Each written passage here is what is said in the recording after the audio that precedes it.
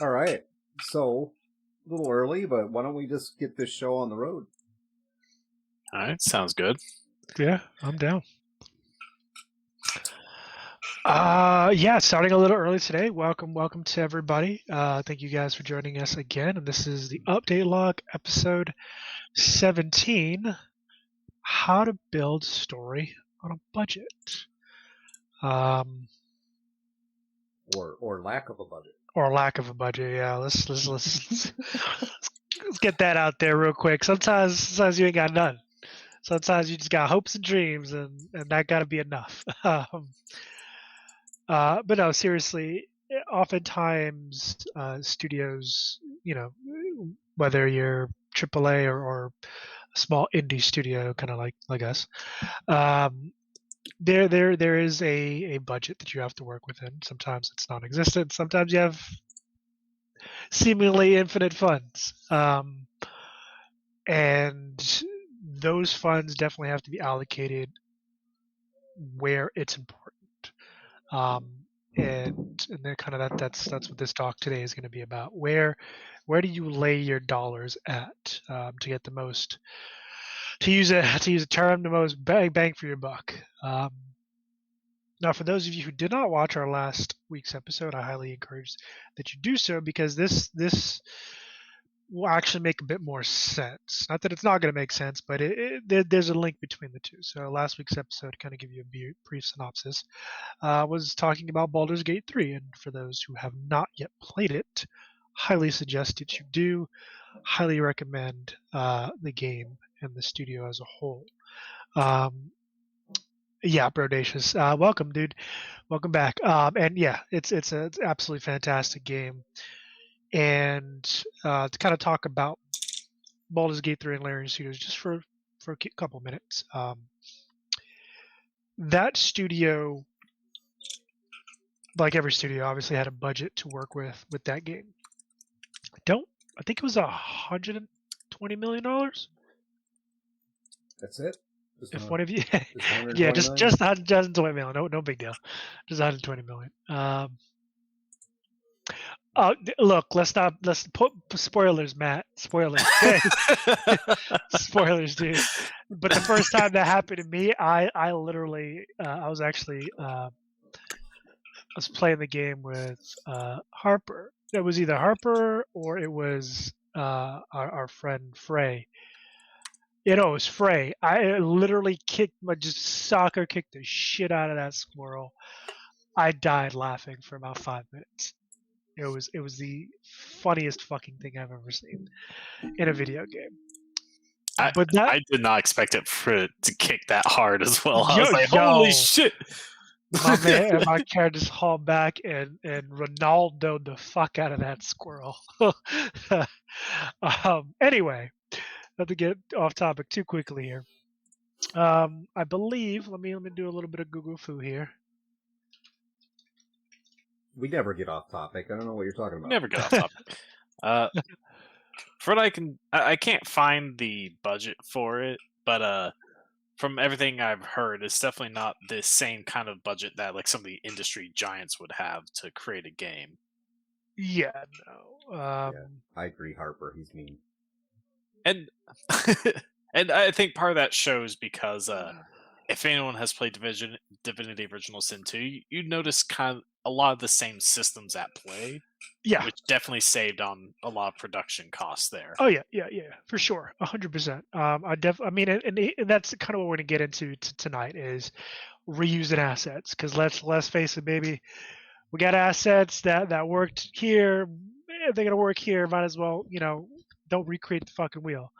But yeah, I think the budget for BG3 was around 100 million, I think. Just from a quick Google search.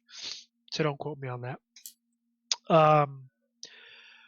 But even a studio like that, take any AAA studio, Bethesda, fucking Blizzard, Activision, any of them, they're going to work kind of within a framework, a budget, to make sure that their dollars are spent on, the important story beats and the path that that story is going to take and the important assets and everything from voice actors and motion capture suits and all that stuff. By the way, that stuff is extremely expensive.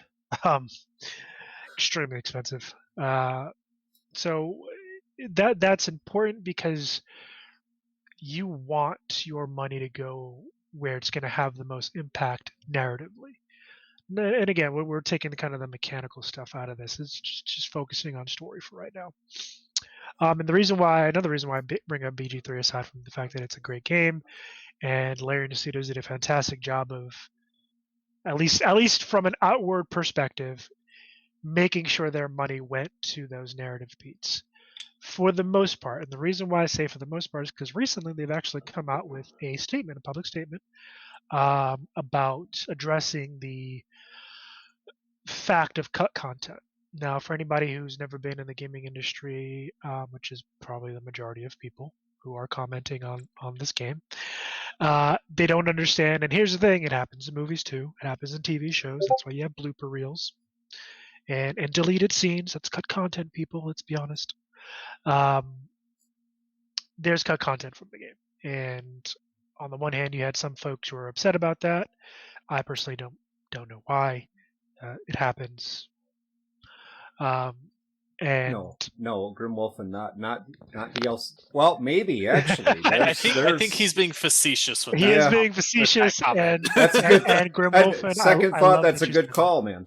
man. I love that you said that, because oftentimes you do have studios that do that. What studio is notorious for doing that? I can't think of them off the top of my head. Bethesda. Yeah, Bethesda. Let's yeah. Bethesda, I'm looking at you. But yeah, and here's the thing with Larian Studios and Divinity Original Sin 1 and 2, there was cut content. And okay, I'm just gonna call it what it is. Most games have cut content. Either it didn't add to the story and it was just fluff, or it was something that they couldn't get out to the level of polish they wanted within the time frame of the release date. It's just a fact of life. Let's get that out there. Number one. Number two, Larian Studios has never done that. They have never cut content and then released it as some bullshit DLC. As a matter of fact, on Divinity Original Sin 1 and 2, they have what's called Definitive Edition.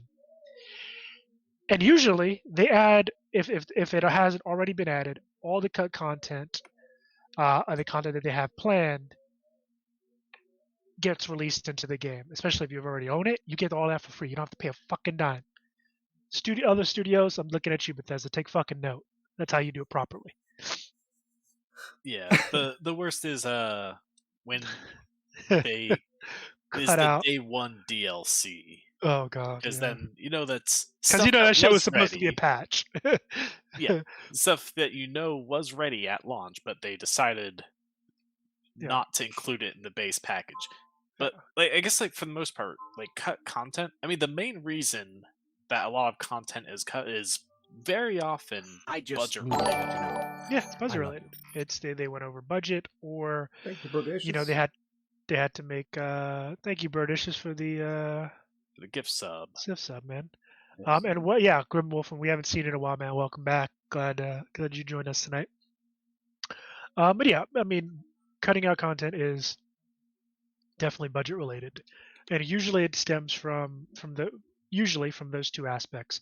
Either it was fluff, or kind of extra, maybe a side quest or two, or things that didn't really add to the two main pieces of your narrative pillars, and then the path of the story, or the story critical path. So they decided, hey, let's just cut that out, or it does add to the story, not in a super meaningful way. It's more like a nice to have, and they just couldn't get it out in time, or it just had, maybe too many bugs, or they didn't really have time to polish it up. And they usually cut it, and, if the studio is not scummy, they usually add it back in with a patch. And in Larian's case, that's exactly what they're doing. And I love their studio because they've addressed it. They flat out said, yeah, there's some cut content. We know that, and that's the thing. They've never hidden it. It's not a fucking secret. So those people trying to, kind of rake them over the coals, like, oh, they're cutting content, they're stealing content from us. Stop. It's never been a secret. It's been a known thing for years. So- Well, at least I did. I mean, if So, go ahead. Go ahead, Greg. I'm listening, and I'm thinking to myself that it sounds like you two are telling me that we have to cut all of our content, or go find some money somewhere.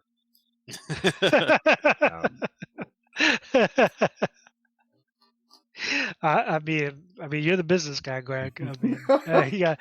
If the call's got to be made, you can make the call. You make it. I just figure out how to pay for it, right? Yeah, pretty much. That's how that goes. I'm just the host. I don't know anything past that.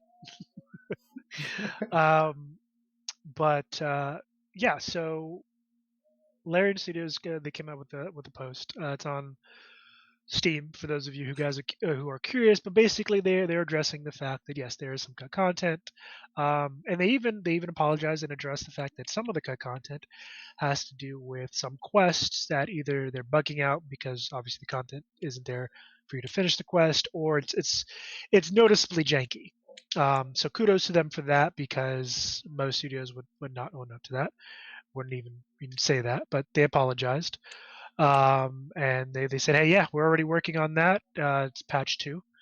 It's going to be coming out probably sometime next month, and it's going to add that stuff back. So that's how you handle that.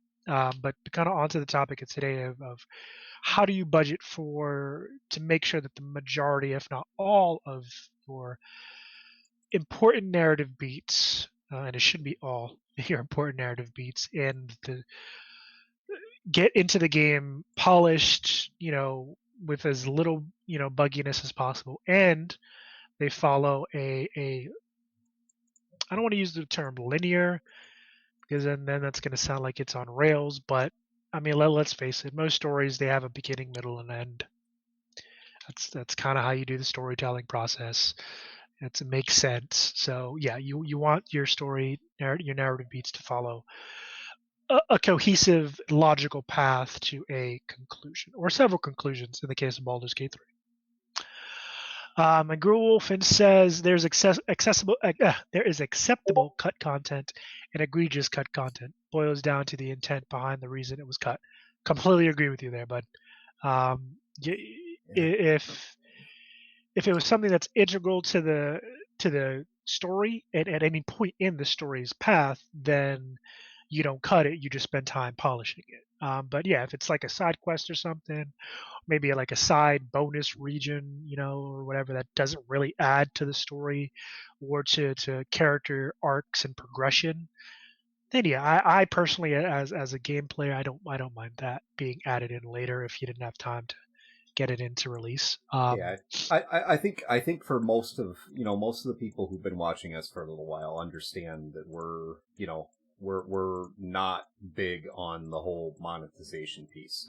We're really not. You gotta make money. Produce the games. Yeah. You gotta make the money. That's true. And absolutely, I mean, you go through and you create a good product and bring it to market, and people enjoy it, then you should make money. So just to differentiate here, for the purpose of this conversation tonight, we're really not talking about, cutting content so that you can bring it back and sell it later as a DLC or anything like that. Even though some studios do that. I mean, look, you can still be profitable and customer friendly. You don't have to try to nickel and dime your customers for every penny they got in order to be profitable. Well, and this is about narrowing it down to, how do you take a game from concept to print or release? And especially when you don't have, the $100 million or more that some of these studios have. AAA studios all over the place have that kind of money. And especially in our realm, being, because we're not making video games just yet. But yet, keyword.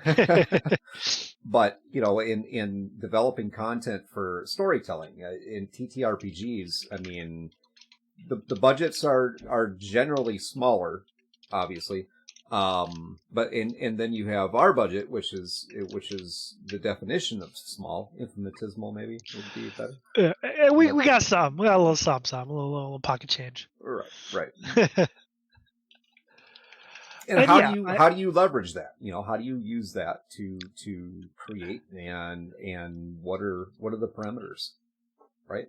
That's the basic idea.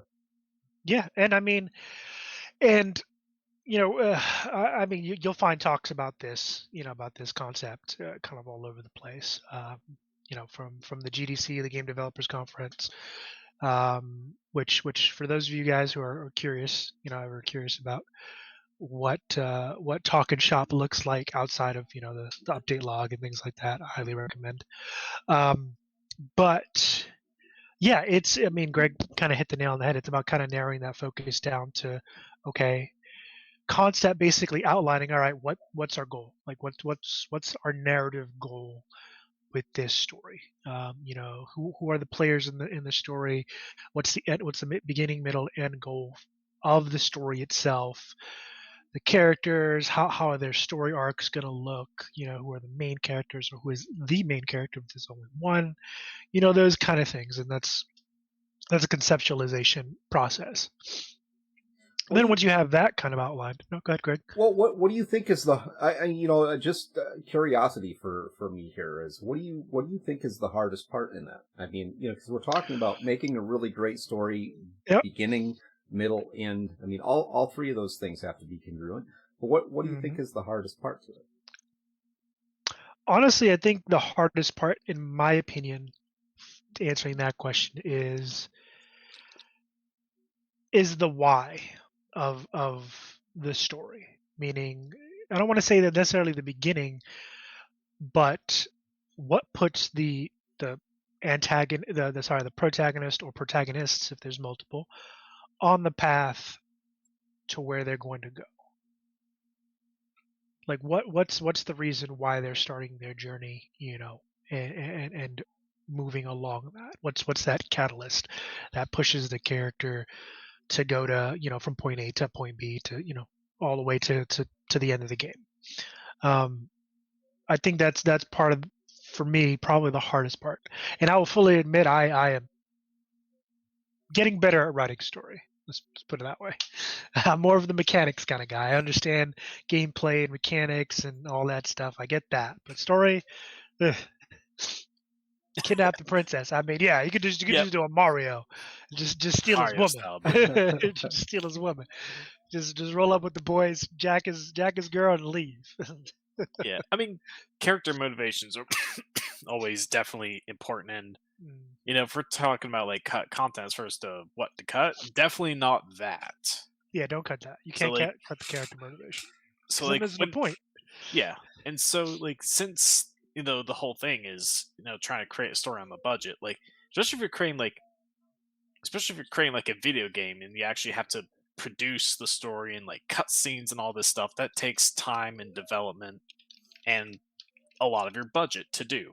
Yeah. So when you have that limited budget, and you're probably gonna have a ton of stuff written out for your story, but when you hit that budget, you got to figure out, all right, can I do all of this, what I have planned? If not, gonna have to figure out how to cut something. Yeah, exactly. Grim Wolfen says budget usually determines scale and focus. Exactly. Yeah. And so, and like there can be I don't think it's always a bad thing, depending on what it is you have to cut out. Because sometimes it might be good to cut certain things out. Because, like, I mean, any person could come up with countless ideas for something. But that doesn't mean they're all going to be good ideas that reinforce the core theme of what's going on. Like, even without budgetary concerns, you're most likely going to be cutting out a lot of those ideas you already had to create a more refined product. Yeah. And so with that budget, you're going to be exercising that same skill of cutting out the least needed parts. Things that either don't do much to enforce your main narrative, or perhaps even draw away from it entirely. Yeah, you can't. Definitely can't do that. Grim Wolfen said, I've played some really good indie games that completely cut story.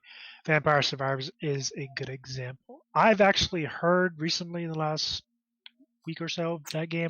Haven't really looked into it. Grim Wolfen, if you'd like to expand on that a little bit, maybe you can kind of give us an idea of what you mean.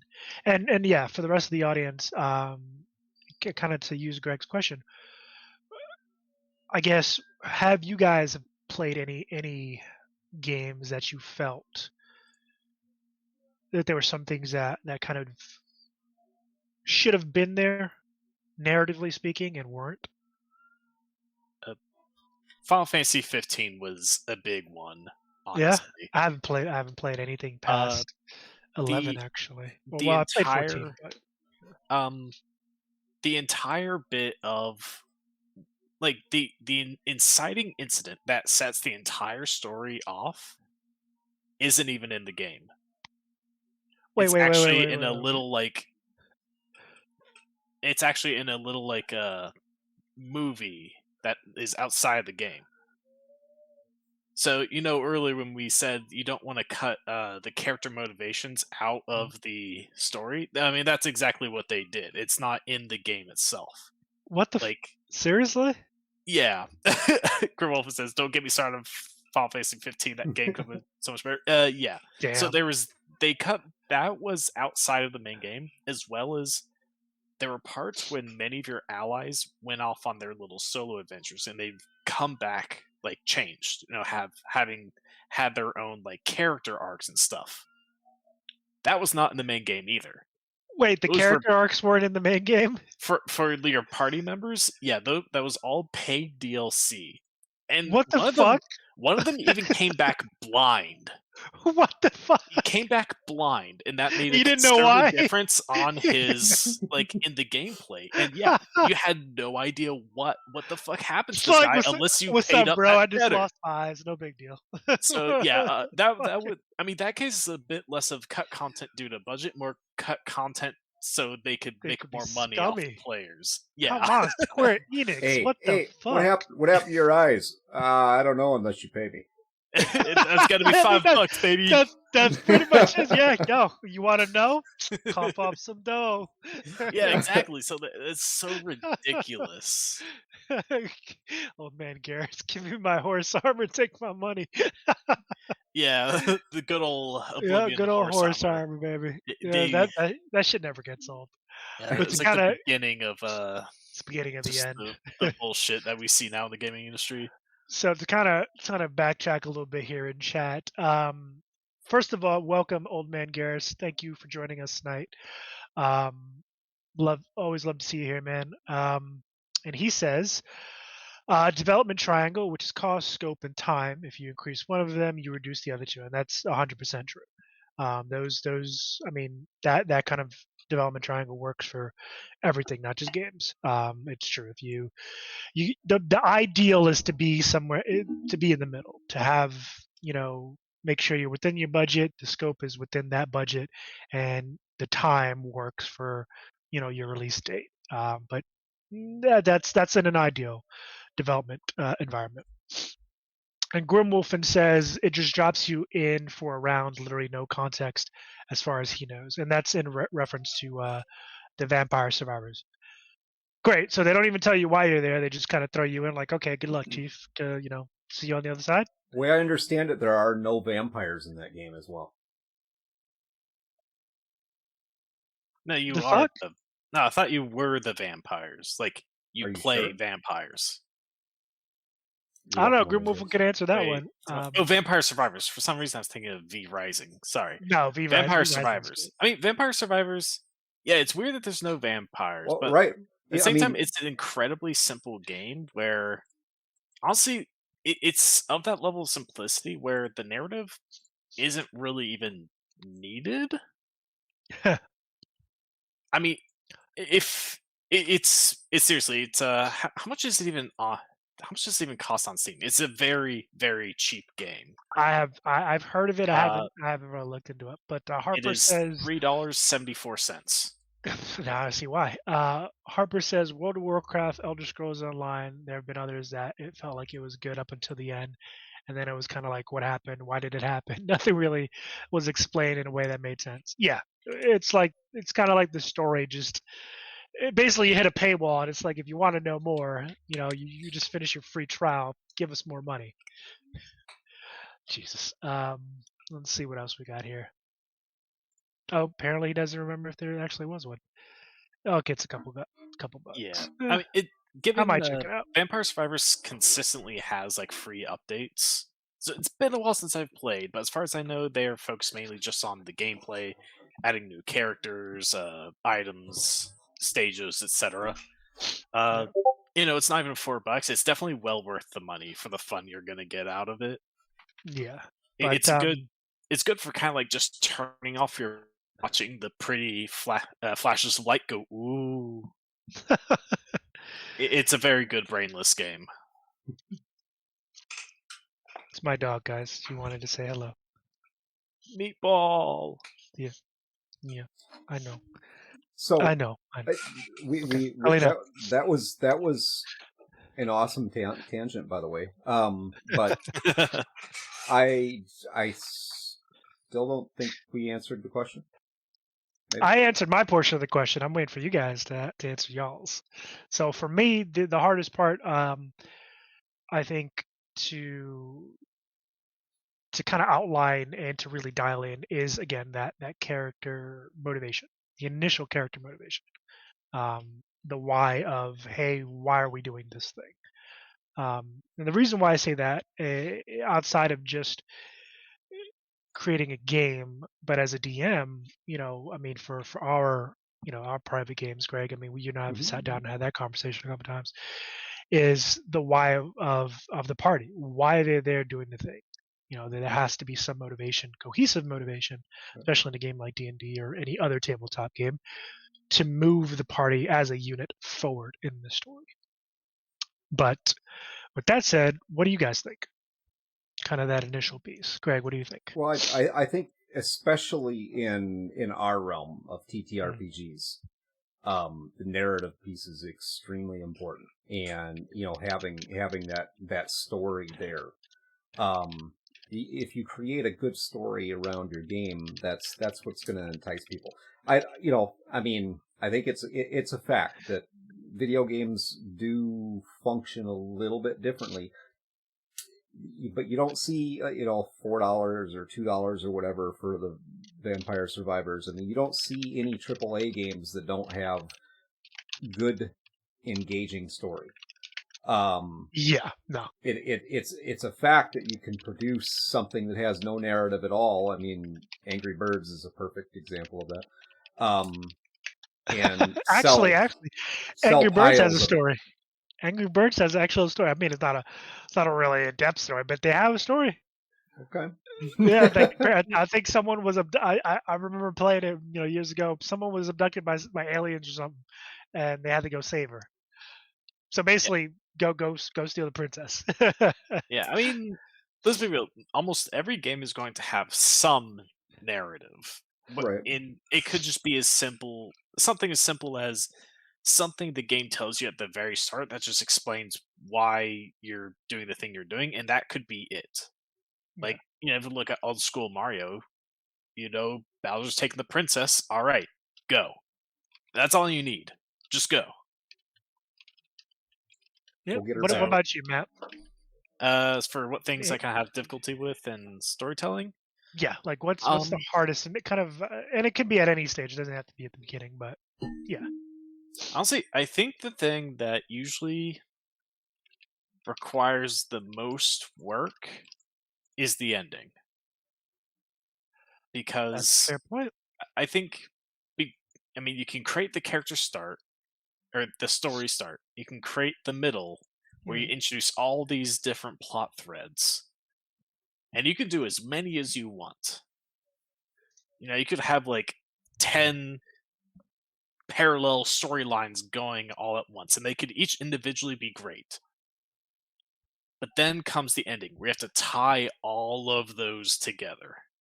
Yeah, And that's the definitely. difficult part. Trying to bring everything to a close in a satisfying way that all brings them together so it's still a single story, just comprised of all those different plot threads. Mhm. And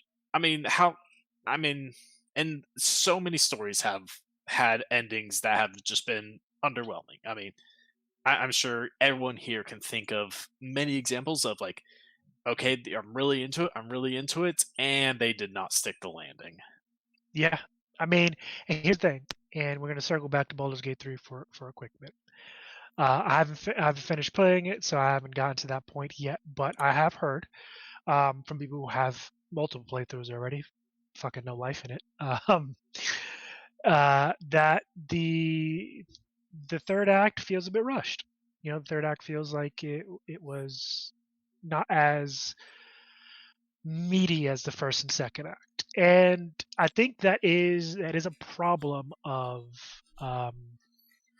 yeah. Grimwolfen says Mass Effect 3 great game, bad end. Yeah, Mass D4 Effect 3. Old Man Gary said D4. Yeah, I mean I've heard some pretty D4? The Diablo 4? 4. Yeah. Okay. Yeah. And yeah, Mass Effect 3. I mean the whole Mass Effect That was franchise notorious. was Choose fantastic. the color of your explosion. Pretty much, yeah. But yeah, I mean, and again, Larian Studios, you know, addressed a lot of that in the post that they came out with. I think it was yesterday or the day before. It was recent, last couple of days. But that is a problem I have found with a lot of games coming out in the last couple years. Is that yeah, they'll come out the gate swinging, and they'll have a good start, and they'll get to Act 2, and it'll be all right. You know, there'll be a little bit of fall off story wise, and then yeah, when it comes time to wrap up, you're kind of in some cases you're sitting there scratching your head. Yeah, because I think that there's a couple reasons for it. A, because the endings are hard to write, and two, I feel like often that's when those budgetary constraints really start to affect you. Mm-hmm. Because at that point, like you've been building the game, and you know normally you start at the beginning, as with most things, and sure, there's probably some areas in the middle that are perhaps left undone, and they know where they want to end. Mm-hmm. But when you're actually building things from start to finish, you get to the end. Well, you've already used up a lot of your budget by then, so you're like, okay, I think that's the test of where you see how well you planned your budget. Oh yeah, yeah, and how well you allocated your resources, I think. And Growolfen says, honestly, I feel like it's hard to make a satisfying ending to a grand story. I respectfully kind of disagree with that. And I guess satisfying is going to be determined individually. Oh yeah, very Um, subjective. I think that's a It's subjective point. It's definitely not easy. I mean, No, that's no, no, you know, no. but if you really have a if you really have an engaging story all the way through, I mean, I don't know. I kind of agree with the idea that it is hard to make, but what's your take there, Rob? My satisfaction is objective. Duly noted, Grimwolfen. And the reason why I disagree is because, for me, and again, I've said this, or I said this a little bit ago. I am not the best story writer. I'm learning, but in my mind, I would obviously, you know, you plan your beginning, middle, and end. But once you have the why, once you have the why of the story, why everyone's here doing this thing, why you're progressing. Obviously, you have your story arcs and your character growth. You know, once you've mapped that out, the ending for me, a good and again, this can be taken very many different ways and you know all that jazz. But the core of a satisfying ending is going to be the completion of that why for everyone involved, meaning all the stories will lead to that completionary why. Like, hey, we're here to I mean, we'll use Lord of the Rings as an example. The why and the ending of the Lord of the Rings was to get rid of the One Ring. Period. That was it. Get rid of it. And every character arc, every main event, every grand scene was to that end. In one way or another. Some bigger, some had more impact than others. But at the end of that story, every arrow pointed to that end of getting rid of that One Ring. And for me, I honestly, I think when you're crafting that narrative, that's what you're doing. You have honestly, for me, I would build the beginning and the end. I would build the why and all all the stuff at the beginning, and I would build the end, and I'd fill in the middle, as things went along. But they would all point to that end. And again, I'm not saying it's easy to do. I just don't think crafting that ending is as hard. Or maybe I'm oversimplifying. I don't know. Well, give me your thoughts.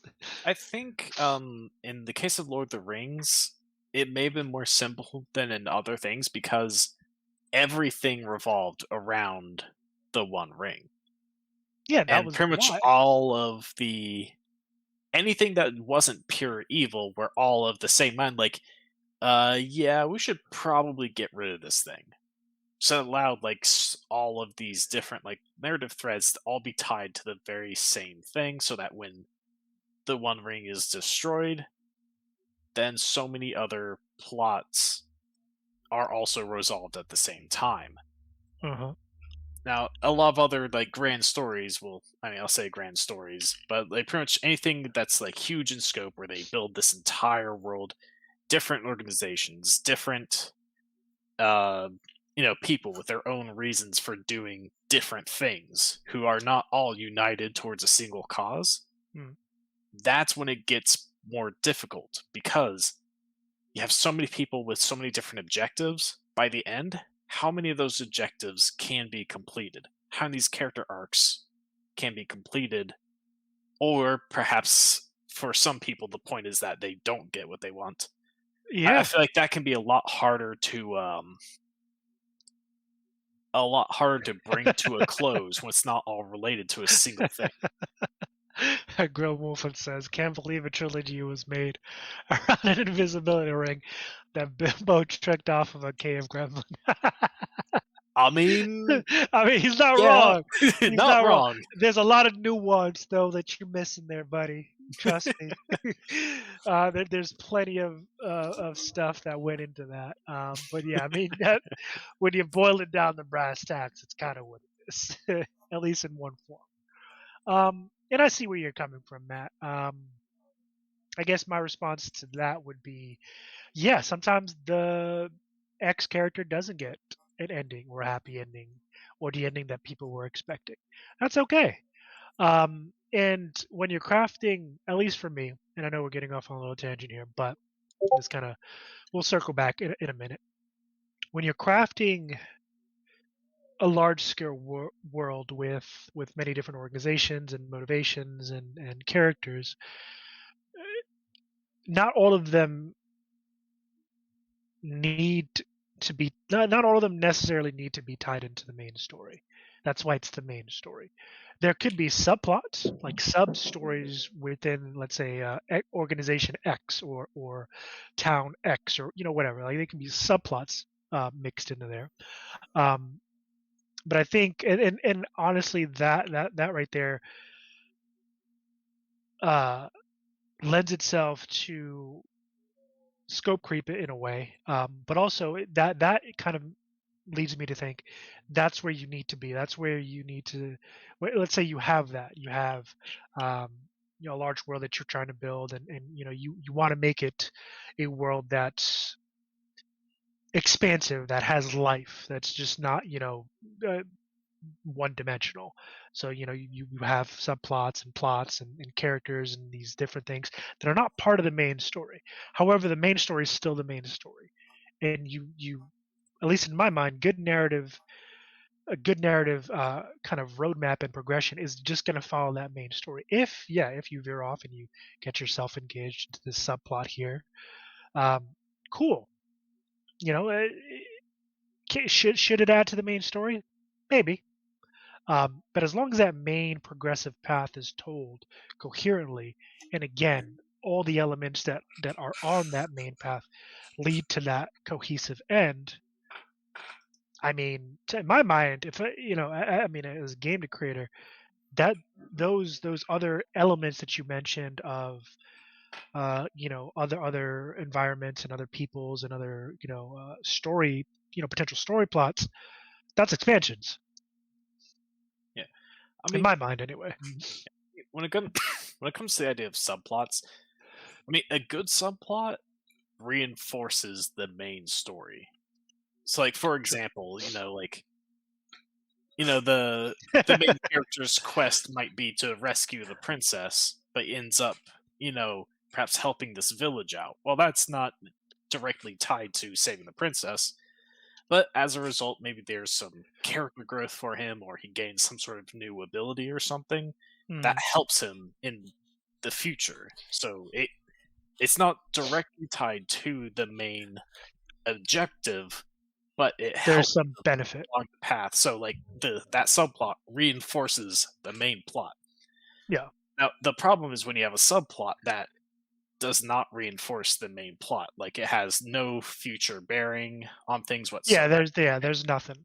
And here's the thing. That's just filler, honestly. If you're thinking about things to cut for the budget, that's probably the type of shit you want to get rid of first. That's probably what you will cut first. I don't think it's entirely useless because, again, some stories can have their own little self-contained small little narrative. And that just adds life to the world. But I would agree, like, if we're creating something and it's coming down to the wire, both monetarily speaking and time-wise, I'd cut that. If it doesn't add anything to the story, I'd cut it. And that's actually what some of the talks that I was listening to in preparation for this episode talked about. Like, at that point, that you can cut. That's the lowest tier. You can get rid of that. Grimwolfen says tragedies can be compelling. Not every ending has to be a happy one. 100% true. Completely agree with you on that one. And apparently, Grimwolfen has never been in Skyrim because the subplots and side quests seem to be distracting. Yeah, I mean it's a game that is designed to be like, okay, I got to go all the way over here for the main thing. Oh, what's this over here? Oh, what's this over here? I mean, that's basically what you're saying. It's of the Elder Scrolls games. Basically, what you're saying, if you have ADD, you should go play Skyrim. Yeah, it's like, oh right, there's like a world-ending dragon on the loose. I'm gonna go see what this is about. But this fighters guild though.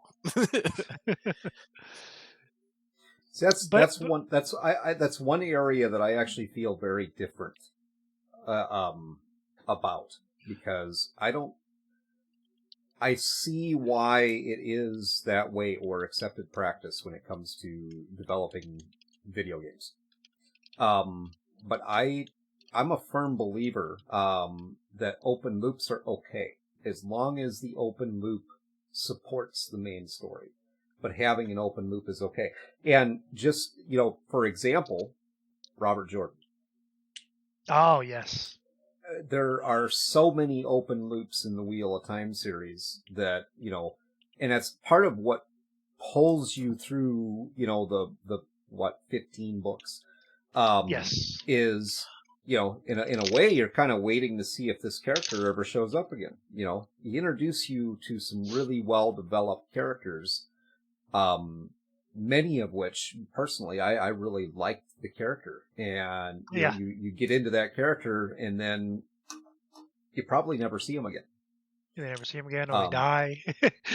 I don't think that open loops are a bad thing. I really don't. And even if you close that loop in a way that doesn't necessarily support the main story, as long as the story behind the character was, developed in line with the main story, so that character is supporting the main story. But their demise or exit from the story doesn't necessarily have to you don't have to close that loop. I just don't believe you do.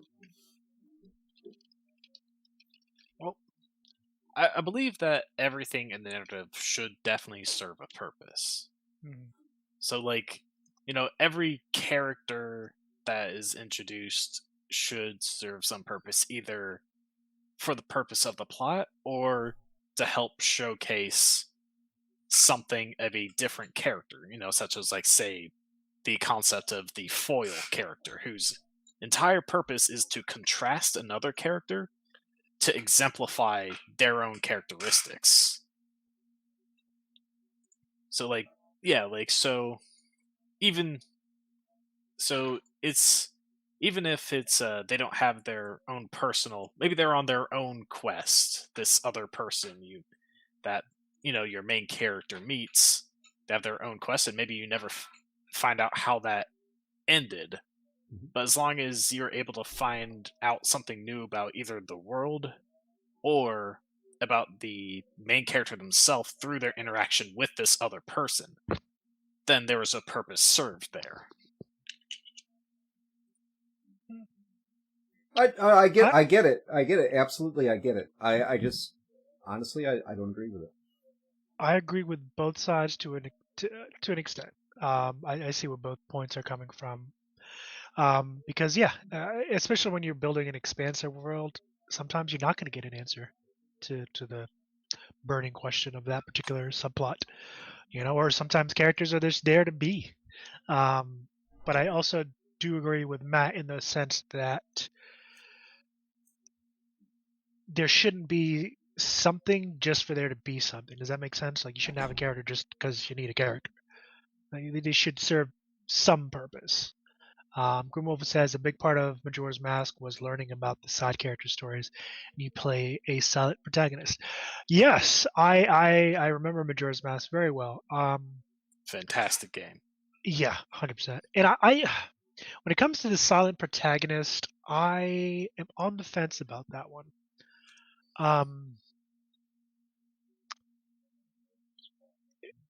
The reason why, and I know we're getting off on a tangent here, the reason why I'm personally on the fence about the silent protagonist is because I always feel like a spectator that doesn't do anything. Obviously aside from just play, like, I feel like I'm just there to play the game, I'm not invested in the story. Does that make sense? I can kind of see that. Now, the silent protagonist is an interesting thing because obviously its initial, like, why it was a thing back in the day is obviously because of the technical limitations. Technical limitations. Yeah. Where it's like, it's not like how it is today, where you just have like all these lines of dialogue. Like, once upon a time, adding like actual voiced dialogue was, there was a time where you just couldn't do that. Yeah. And so I'm aware of that. Yeah. Charlie Chaplin. That's a good counterpoint. Charlie Chaplin didn't say a word, but he got his point across. Yeah, but there's a couple things that the silent protagonist does do. Grimwolfen actually points out one thing is that when you have a silent protagonist, that allows more focus to be put on other things, such as the world you're interacting with or the other characters that is true are with you. And another thing that is another thing of this, that probably wasn't the best. I used the word thing a lot there. Whatever. Where the silent protagonist, and this might be different for several people, but there is something to be said where a silent protagonist is easier to project yourself onto. Yeah, that's kind of what was my initial thinking when you guys brought the silent protagonist. It's easy to kind of step into those shoes and be Link, be the Samus. For those of you who know, that's from Metroid Prime. To be that character. And I get that. I get that to a degree. I just I don't know. It just feels like, for me, the silent protagonists, unless they're done very well, they don't feel as connected to the story for me. for me. Yeah. Now all those kind of great points that we've made. One of the major kind of moving on to kind of one of the other points. Hey, wait! Before you move on, I do have one thing I want to add to that. Yeah, go ahead. And this is actually pertinent to our story, Okay. and not a sidetracked issue. And that is with the silent protagonist, you actually save a lot of money in your budget for lack of audio. So True. I mean, No. yeah, that's Yeah. another thing. I mean, It you're is, 100% true. yeah, because Best silent obviously, if you, yeah, Minecraft Steve, the best silent protag in the history of gaming. But Yeah. yeah, like from a budgetary standpoint, obviously, like your main character, if Probably they're gonna have like the most of the fully lines. voiced and have lines of dialogue, they're gonna have the most dialogue. They're gonna have Yeah. the most voice lines that you paid, the voice actor for. Yeah. So naturally, if they're silent, You gotta worry about you it. don't have to pay a voice actor for Yeah. someone who doesn't talk. I mean, besides, if you're gonna go like with Link, you gotta at least pay someone to go, yeah, stuff like that. Or Mario's. Okay, actually, fun fact about Mario's voice actor, what was his name? Charles Martinet or something like that, is actually retiring from the role of Mario. Really? Yes, this happened just recently. So in future Mario titles, we're gonna be hearing a whole new Yahoo. Oh man. Yeah, Oh, it's gonna be crazy. So let me. Yeah. Damn. Did I get that name right? I just gotta make sure real quick. Okay, yes, Charles Martinet. So he's retiring from the role. So how many Yahoos do they have to have? I mean, couldn't they just like record 3 or 4? And well, there's boom, there Yahoo. I mean, Yippee, Weehee. There's quite a lot of variations if you've played Mario games. I'm pretty sure in his contract he probably has a minimum number of those. That way he gets paid pretty decently. Oh. You want me to do this work? Yes. I have to do 50 Yahoos and 50 Yeehees and. I mean, I would if that's all I was doing. I'm like, I gotta have a minimum. That way, I'm making some money here. I mean, yes. You're good. You're good, Grum. The real Mario voice actor, Chris Pratt. Yeah. Oh God. Spent hours stomping Koopas. Yeah. But that kind of leads us into the important piece of all of one of the important pieces of all this is the decision making process. Kind of how you're making the choices on what to cut, what to keep, what level of priority you give to these different pieces of your narrative story. I don't know, is narrative story redundant? Because by definition a narrative is a story. Oh, a little, I think, but we know what you're saying. Your narrative. Yeah, your narrative. Sorry, I have the brain thoughts. Words are hard. Yeah, sometimes. Semantics, yeah. So one of the things that one of the talks that I was kind of listening to kind of made me aware of is the kind of 3-tier system. Basically, in the way the speaker put it, she basically kind of put it in a way where your important narrative beats, your big moments, especially because we're looking at this from a video game lens, but this applies to even your tabletop RPGs and whatnot. But in the video game space, your major moments, your major narrative beats, your pivotal scenes typically will have the best cinematics. They'll have the shiny cinematics, the major art and camera work and all that stuff. And for obvious reasons, they're the ones that are supposed to evoke those emotional responses from the player, to showcase a critical piece of the narrative, whether character growth, character decline, death, things like that. Just different elements that are going to be poignant to the story, and they also move the story along in a meaningful way. Second tier is going to be your, as she put it, your silver tier, and those are still important. They still kind of go along with that main story, but they basically kind of connect the dots. they connect the main points in a meaningful way, but they're not main points themselves. And then obviously the last tier is like your not necessarily unimportant stuff, but if it was removed, it was cut, it's not it's not going to be noticeable. And for me, it doesn't leave any gaps. That's pretty much. Yeah, it's not going to leave not necessarily a noticeable gap, but any gap, because it's not glued to the main story, even in a tangential way. Let's say like something kind of a tier down. And honestly, I think that kind of 3-tiered level approach really does work in a lot of places. Again, not just video games, but I think it would apply to creating a TTRPG as well, because it keeps the focus and not just the focus of the narrative team, but the focus of the resources where it needs to be on those. Let's see, hold on, wait. Grimwolfen says Metal Gear games have hours of cutscenes, don't they? I know 5 had some pretty damn long cutscenes. Do they? I haven't played anything past 3. I think 5 had at least one cutscene that, I mean, it was kind of like several scenes kind of stitched together, but it's been a while, so don't quote me on this, but I believe one went on for about an hour. It was an hour-long cutscene?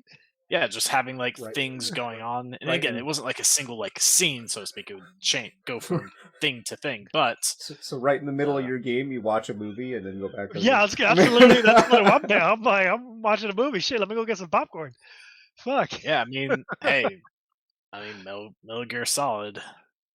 I mean, look, I ain't even gonna rag on Metal Gear Solid. It is one of my favorite IPs. Hideo Kojima, fucking man's a genius. I remember playing the first 2 Metal Gear and then Metal Gear Solid. That was probably one of the first games that made me cry. Yeah. Just because of the narrative story and a lot of the points. Did we lose Matt? We lost Matt. Matt down. Welcome back, buddy.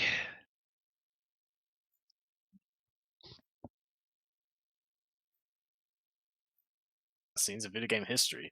Actually, Metal Gear Solid 4, its epilogue was 71 minutes.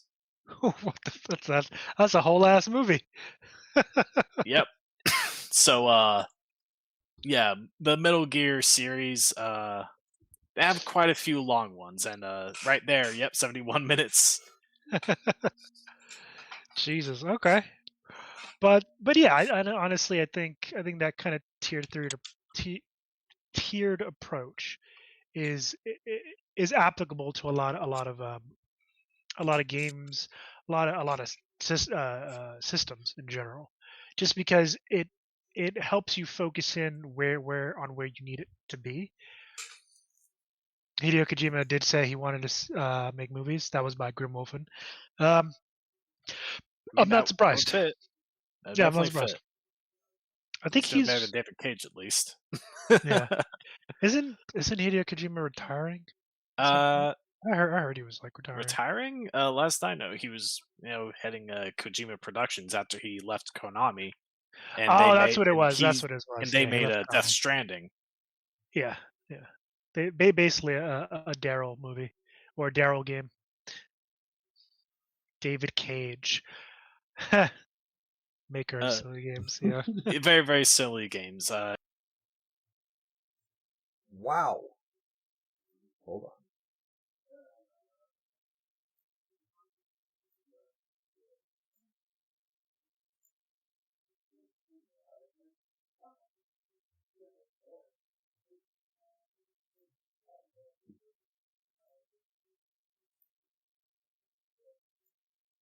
Greg, move if you can hear us.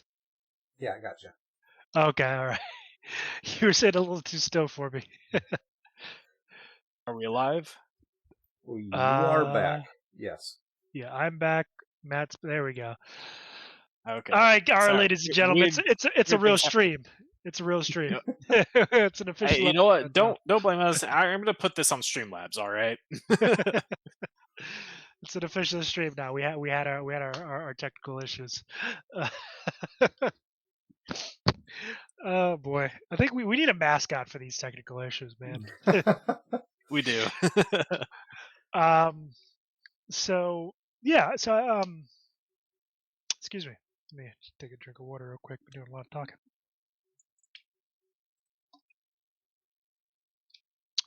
Yeah, David Cage Games, definitely another game maker who, definitely has a love of movies and tries to emulate a movie as best they can in their video games.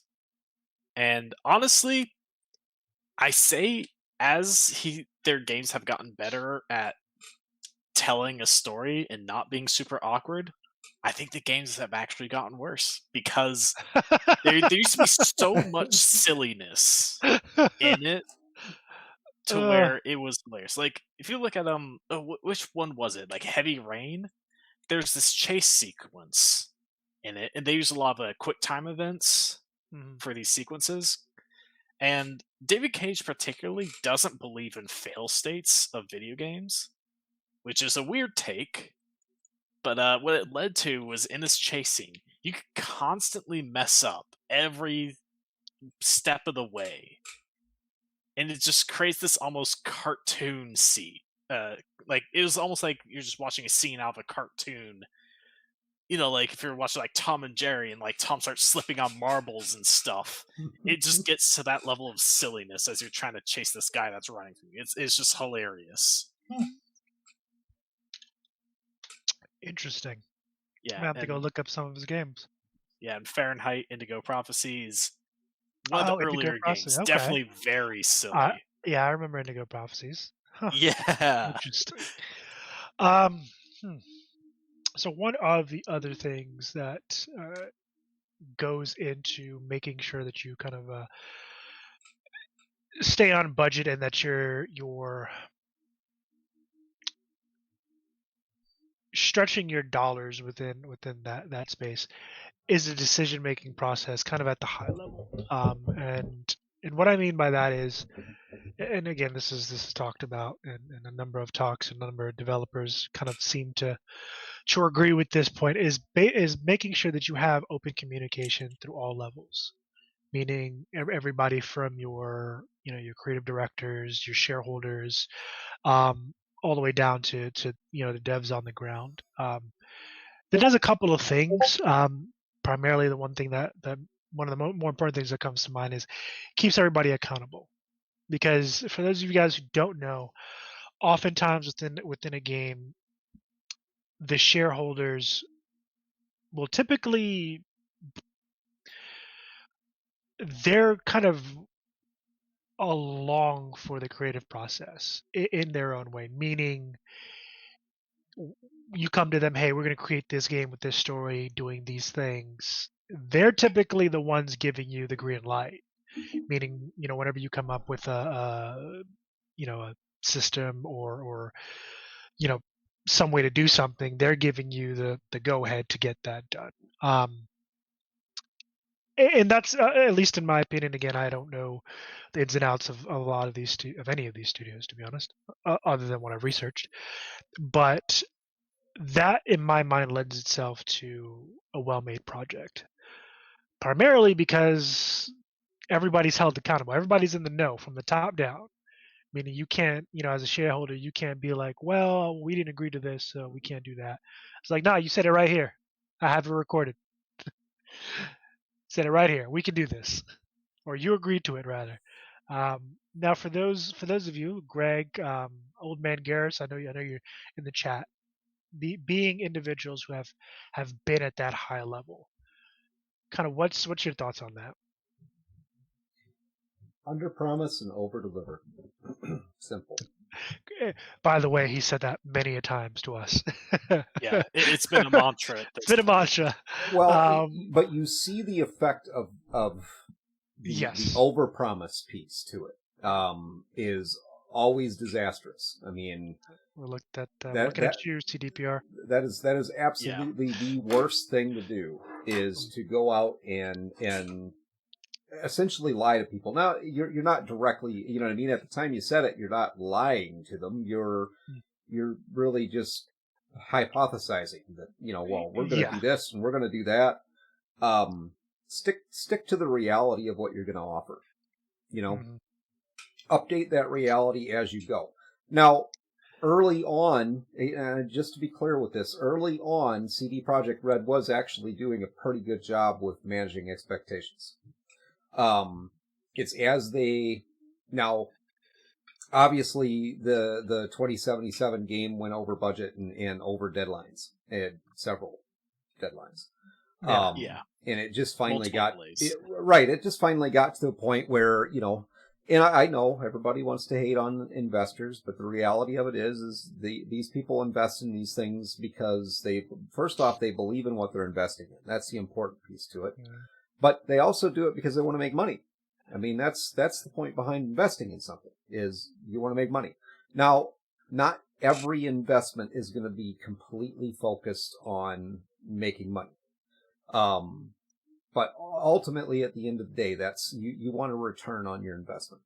Most times that return is a financial return. Other times, if you're more, philanthropic, whatever. Philanthropic. There you go. If you're more of a philanthropist, then you obviously I don't get into that giving away money thing, but if you're more into that, and it depends on the project. That's the thing. I mean, you can spend an awful lot of resources on a project that you're passionate about and be happy to just break even. But in general, especially when you're talking hundreds of millions of dollars, I mean, these people are making that investment because they want a return. And after you've blown your deadlines, I mean, like by years. Yeah. If I was an investor in that project, you bet I would be like, okay, you know, you're going to release. You've had plenty of time. If you didn't do this right and you screwed up the game, that's on you. You're going to release. And I also get that, because as a dev, you know, as ideally as a creative director, you know, as the head shed of a project, you know, you should have I mean, if you're in that position, hopefully you have the experience to sit down and look at what you got and be like, okay, it's roughly going to take us this long, you know. And I think any smart director is going to be like, okay, it's roughly going to take us this long. Let's tack on at least a year, just to give us some room. Because guess what? Anyone who's ever been in any high stakes industry or any industry can tell you, shit always goes wrong. Always. You know, when it comes to the budget piece to this and developing these projects, Great Works. I mean, the Golden Highway thing. Yeah. You know, you first off, stick to your story. What is the narrative piece here? What are you trying to create? Don't let yourself be drug off into left field all the time. It's probably kind of weird hearing one of us say that, but you know, don't allow that, because you know, stick to your story. Make sure that you're focused in on what are you actually trying to create, and don't get lost in the weeds, heading off in all these different directions, because that's how you hit your deadline. That's how you can structure the story, create a good story, maintain your budget, is by not allowing yourself to go chasing after every shiny thing that pops up. You can always come back later and build that stuff in. That's part of what I was talking about earlier with leaving those open loops out there. Is don't, you know, why everything you introduce into this story, you got to close that loop before you can move on. No, move on. Get the story out there, develop it out, and then come back and look at, okay, you know, what do we have here? What do we have that we could maybe even reintroduce to the story and add something, you know, to the narrative, or do we just drop some of this stuff out? Yeah, agreed. And I think that's where a lot of these studios get kind of caught up in that. is, all these big grand ideas. Well, we want to do this, and now we want to do that, and now we want to add this, and before you know it, you're trying to create this whole massive world all at once. When really all you need to do is create an engaging story with mechanics that work. And, in the case of a video game, you're not dropping through the floor every 20 seconds. You don't have cars that are bouncing around in the air and hovering, whatever. Just make sure your mechanics work. Make sure your story makes sense in that it's engaging. It's something that can pull people through the game and keep them engaged in the game. That's the key pieces right there. It's when you let yourself get drug off in 20 million directions all the time. That's how you don't hit your deadline. You definitely don't come in on budget because, you put the budget together in the beginning when you're really looking at trying to determine, how much is this actually going to cost? And in order to do that, you have to have clearly defined beats to the story and then fill in those beats as you develop the story. But, as you're going through that story, you're not continuously adding more. I want a mini fishing game. The fishing mini game. Look, you know what? The fishing mini game. Yep. That's the exception. Every game needs to have a fishing mini game in there. Just put it in somewhere. People love that shit. I agree with Matt. Like, you gotta have some fishing somewhere, man. What are us guys supposed to do? Well, we gotta bring some beer, grab our fishing pole, grab some fish. Doing a space travel game. You know what? Fishing Sucks, man. Space fish. Do it. Yeah. That's right. Space fish.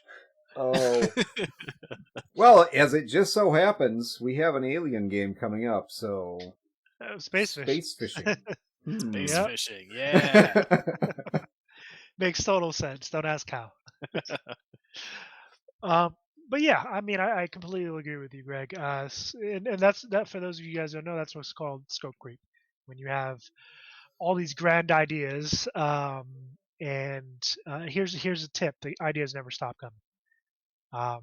They're always going to be there. Someone's always going to be working late at the office, hopped up on Monster and God knows what else, and he or she is going to have some grand idea that'll totally be innovative and great, and they'll always have that. So yeah, you definitely got to keep to be a little not be a little be strict and keep to the plan.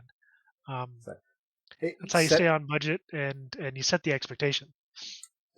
I'm glad you said that. I just, something popped into my mind for being, setting on advisory boards, stuff like that. I had a VP of Steelcase, and it just sticks in my mind because I don't even remember the context of the conversation at the time, but that's one of the comments that he made in the middle of this conversation talking about developing this business is all I need is another good idea. As a negative thing. Because, that's the thing. You're always going to have great ideas, and they're going to pour in or come from you or from your people or from... The thing is you can't take all of them. You got to have your jar of good ideas here, and that's where a lot of these things go. Go in here. Yeah. This I can use later, but I can't do this right now. Mm-hmm. Because you get that squirrel effect. Absolutely. Chase the shiny thing around. Yeah. And to get a game out on time, polished... You can't have that. You got to minimize that as much as possible.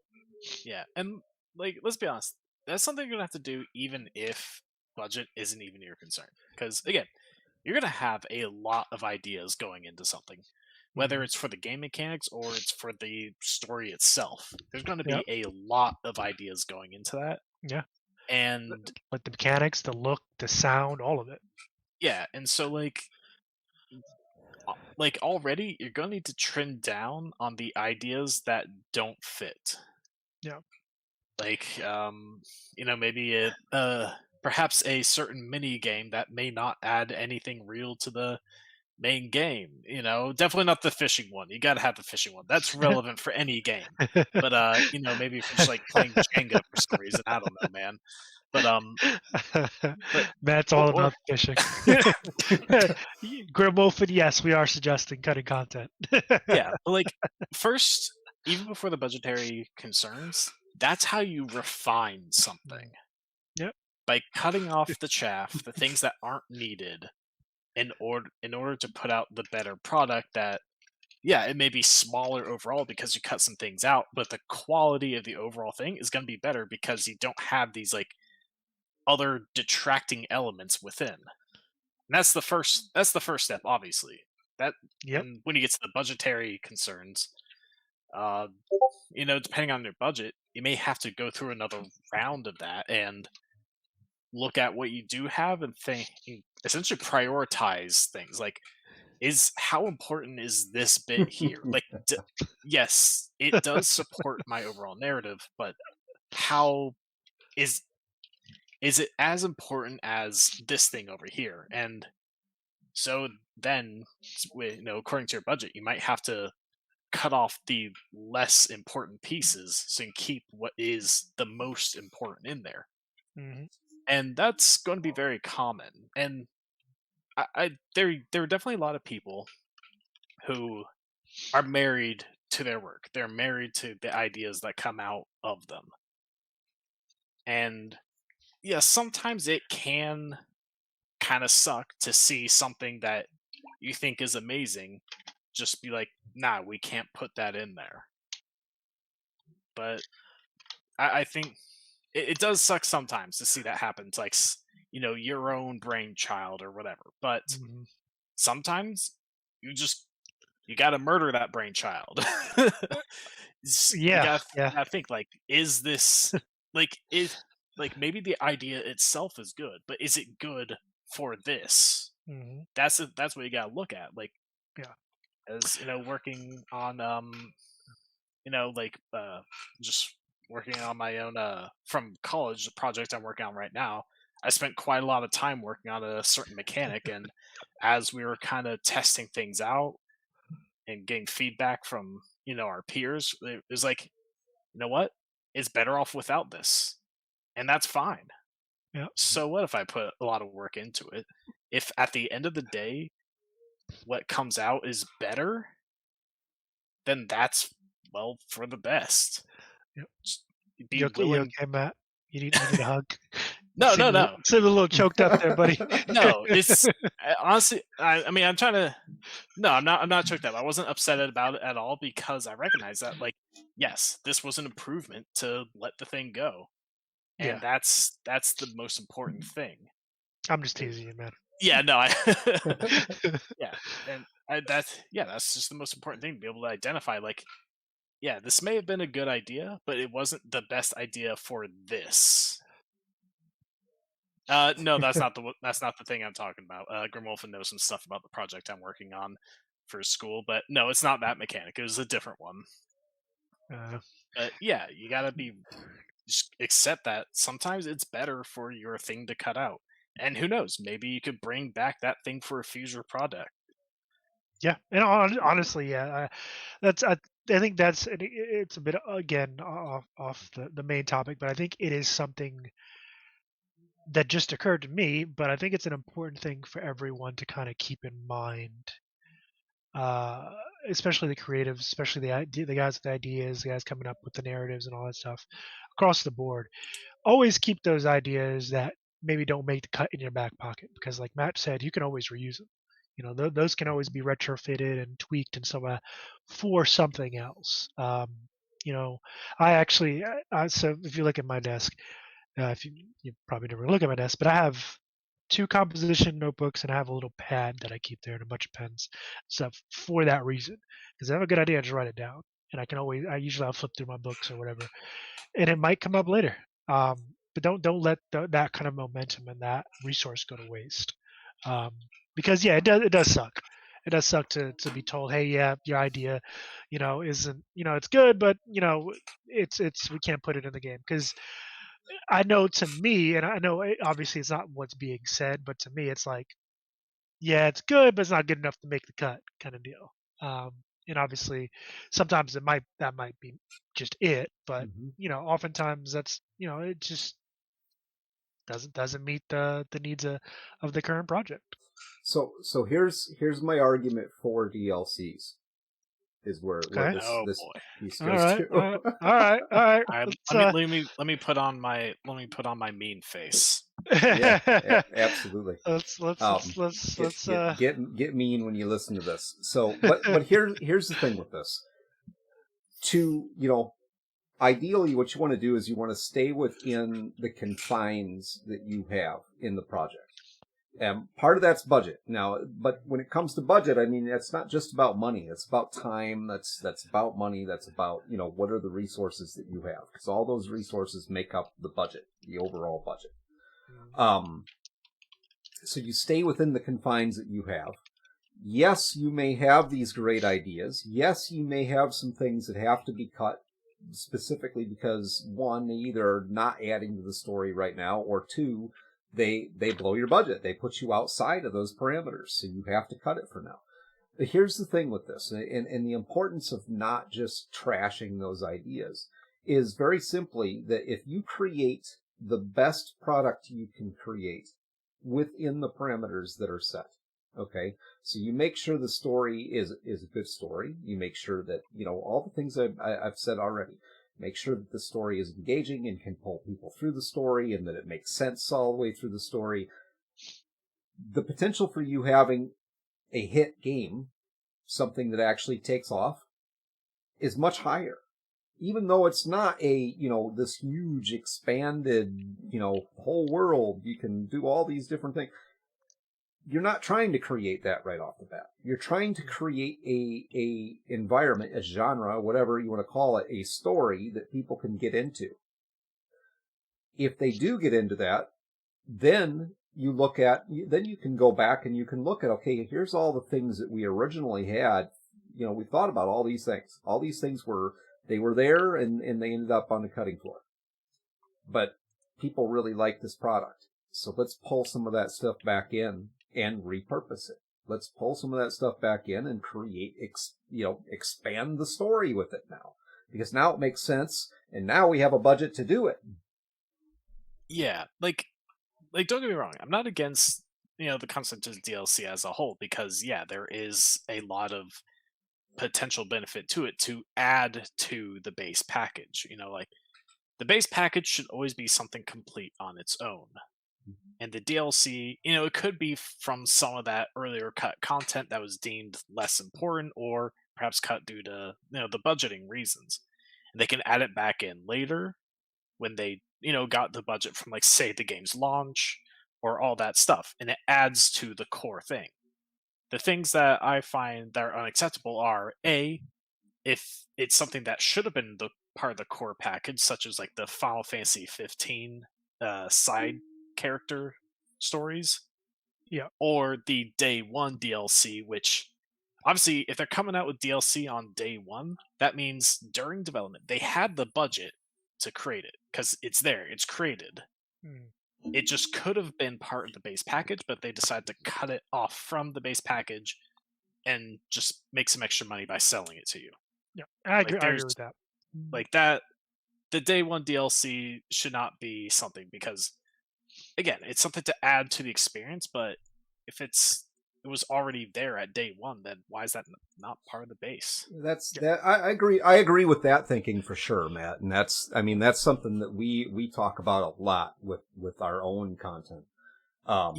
Because that's just a money grab. That's all that is. I mean, definitely. I'm not going to, from a personal standpoint, I'm not going to talk badly about somebody because they want to increase the bottom line. Fine. You want to increase the bottom line. I don't believe in that business practice, just specifically to, drain as much money out of somebody as I possibly can, because that's what that is. Even good or bad content. If they're just taking that content and dividing it up so that they can sell multiple packages and increase their profits, Yeah, I agree. I just can't get behind that. I really can't. I mean, I agree with that face right there. The whole thing. Yeah, or as Grim is pointing out, a game that's in early access and is selling DLC. Yeah. Like it's not, the game's not even out yet, man. Hey, come try our beta and look at this DLC that's coming. I mean, yeah, 100% agree. Fun fact about that, and also Grimwolfen said many studios reuse cut assets in games or DLC, in like future games or DLC. One notable is From Software does this all the time, and they do it well. Yeah, 100%. Like, here's the thing. I don't care if you use reuse assets. I mean, I think you would be stupid not to. If you can reuse it, fucking use it. Just make sure it's used properly and it's used well. And I think a lot of, well, I don't want to say a lot of studios, but I think not enough studios do this well that it's not a problem. But yeah, the whole early access DLC bullshit. No, fuck out of here with that. Yeah.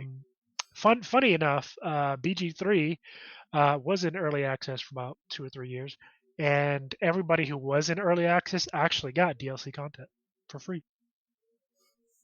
Completely free. They didn't even tell us about it.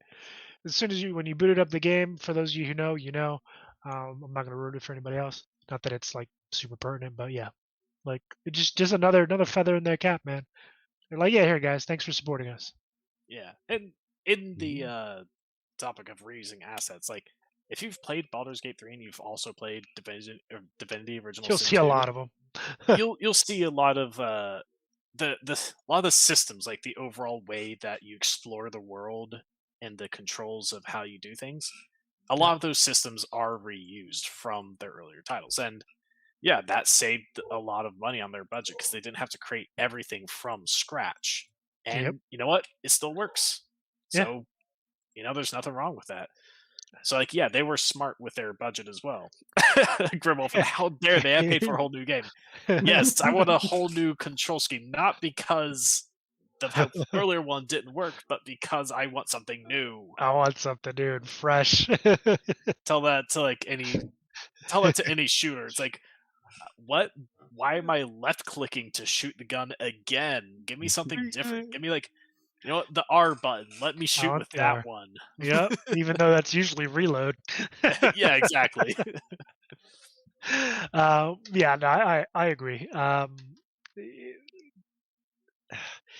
It just, I'm sorry, I'm still stuck on the whole day one DLC bullshit. Like, yeah, that shit's just surprised me that they had the stones to do that. Like, well, I mean, a lot of companies out there, they're trying to make as much money as possible. Like, think of Activision Blizzard. We're going to bring them back up. I feel like at least once every podcast we get a comment about them. But one of these days, one of their employees are going to tune in and this can get back to them. Yeah, but like with the Overwatch 2 story mode, that this is a whole saga, essentially. But one of the whole reasons that they were trying to justify the 2 in Overwatch 2 was this story mode, this full campaign. But that got cut. One of the big reasons why Overwatch 2 is the lowest rated game on Steam on the entire platform.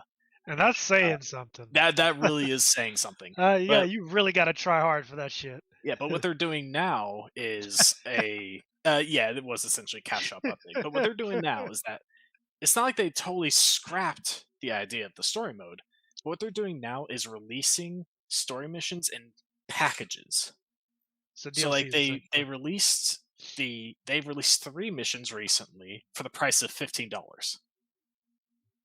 Which, if you think that sounds expensive, it kind of is. And what makes it worse is that, from everything I've heard, each mission plays for about half an hour.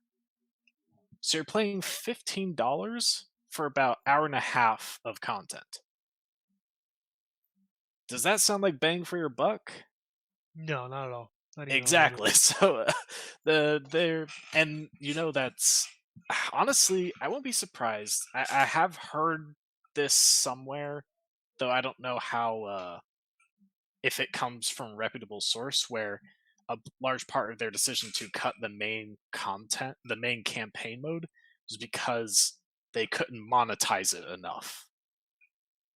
Again, I don't know if that comes from a reputable source, because obviously that's like an internal decision. But considering how they're going to be selling it in smaller packages, especially for like $15 for an hour and a half of content, it kind of fits. And knowing everything else about Activision Blizzard and how incredibly heavily monetized everything they put out is, it kind of fits. Yep. I can agree with that. So that's cut content. We're talking about like cutting content, releasing as DLC, but I feel like that's a step too far in that direction. Definitely, especially because I think one some of the initial plans were to have like unique skill trees for the characters and stuff. And as far as I know, that idea at least has been completely scrapped. So yeah, Overwatch players are not happy. Definitely not. It's kind of earned that well, I think it was like 9% positive review rate on Steam. A lot of, honestly, most of that is just bad will. A lot of it is bad will, because it's not like the reason why Blizzard, at least from the way I see it, is still living is because they do make a good core experience for their games. But the problem is, did you just give them a compliment? Now let me finish. Let me finish. Because you're out. You're out. That's it. Yeah. Now, let me finish. Let me finish. All right. Because that core experience has been degrading over the past several years at this point. Yeah. Because they're intentionally degrading it for the monetization. So get him out of here, boo. No, just hear me out. So if you look back at like what made Blizzard so great, they delivered fantastic experiences back in the day. And there is still something in the games that they publish today. However, there's a reason that people still do play these games despite how heavily monetized they are, how people are getting hounded for their money. Because there is still something to be said of those core experiences. But as time goes on, their focus is leaving that core experience, and it's starting to show. It is. Because if anyone else put out games that money grubbing, they get flamed. Yeah, and also no one would play them. Nope. There's a reason people are playing these games, even if at this point they are bleeding players. Yeah. And Grimwolfen kind of makes a good point. The devs still want to make a good game, and honestly, this isn't, the vitriol that we that we dish out is never addressed to the developers. The ground floor, people working at the ground floor, because they got no decision making power at the end of the day. Publishers some of them do. Some of the decisions made at the top, are questionable. And again, for the most part, we're all outsiders looking in, so they may see stuff that we don't. But there are definitely ways to kind of go about things that I think some of these individuals just don't care about. I mean, that's kind of the best way I can put it. What do you want? Yeah, I mean, I think publishers were always going to play a part in the games industry because they do provide a lot of the funding to make games, and especially for certain studios looking to make something, they may not have the capital on hand to make what they want. So they gotta see a publisher to help fund that game. If they could pitch their game to the publisher and make the publisher believe in it, then they fund it. That's how it works. Yeah. Ironically enough, Kickstarter though. Kickstarter, a lot of people are starting to go over to Kickstarter because that's a way to get funding I don't want to say there are no strings attached, but it's fewer strings attached. But developers got to pay their bill while they're making games because Mhm. you're going to be spending potentially years on this thing, and you're not going to be making that money until it releases. So someone's got to pay the bills. But and publishers, they're always going to have their place, but they Yeah. do have a lot of power, and we've seen the effects of when these people who are not game makers, they just fund the games, push too hard. Because obviously, like Greg, you've talked about this. The investors, they put in the money, and what they care about is getting their return, which isn't wrong on their part at all. And a lot of the pushes that they make is to get that return by their own, by their own job. They're doing right by that. But there's some who want just not some of the money. They want all of the money in existence. That's why they push so hard for these monetization tactics that, they're trying to get the biggest returns possible. And, they may not really care about the integrity of the game or the studio. Now, again, this isn't all of them.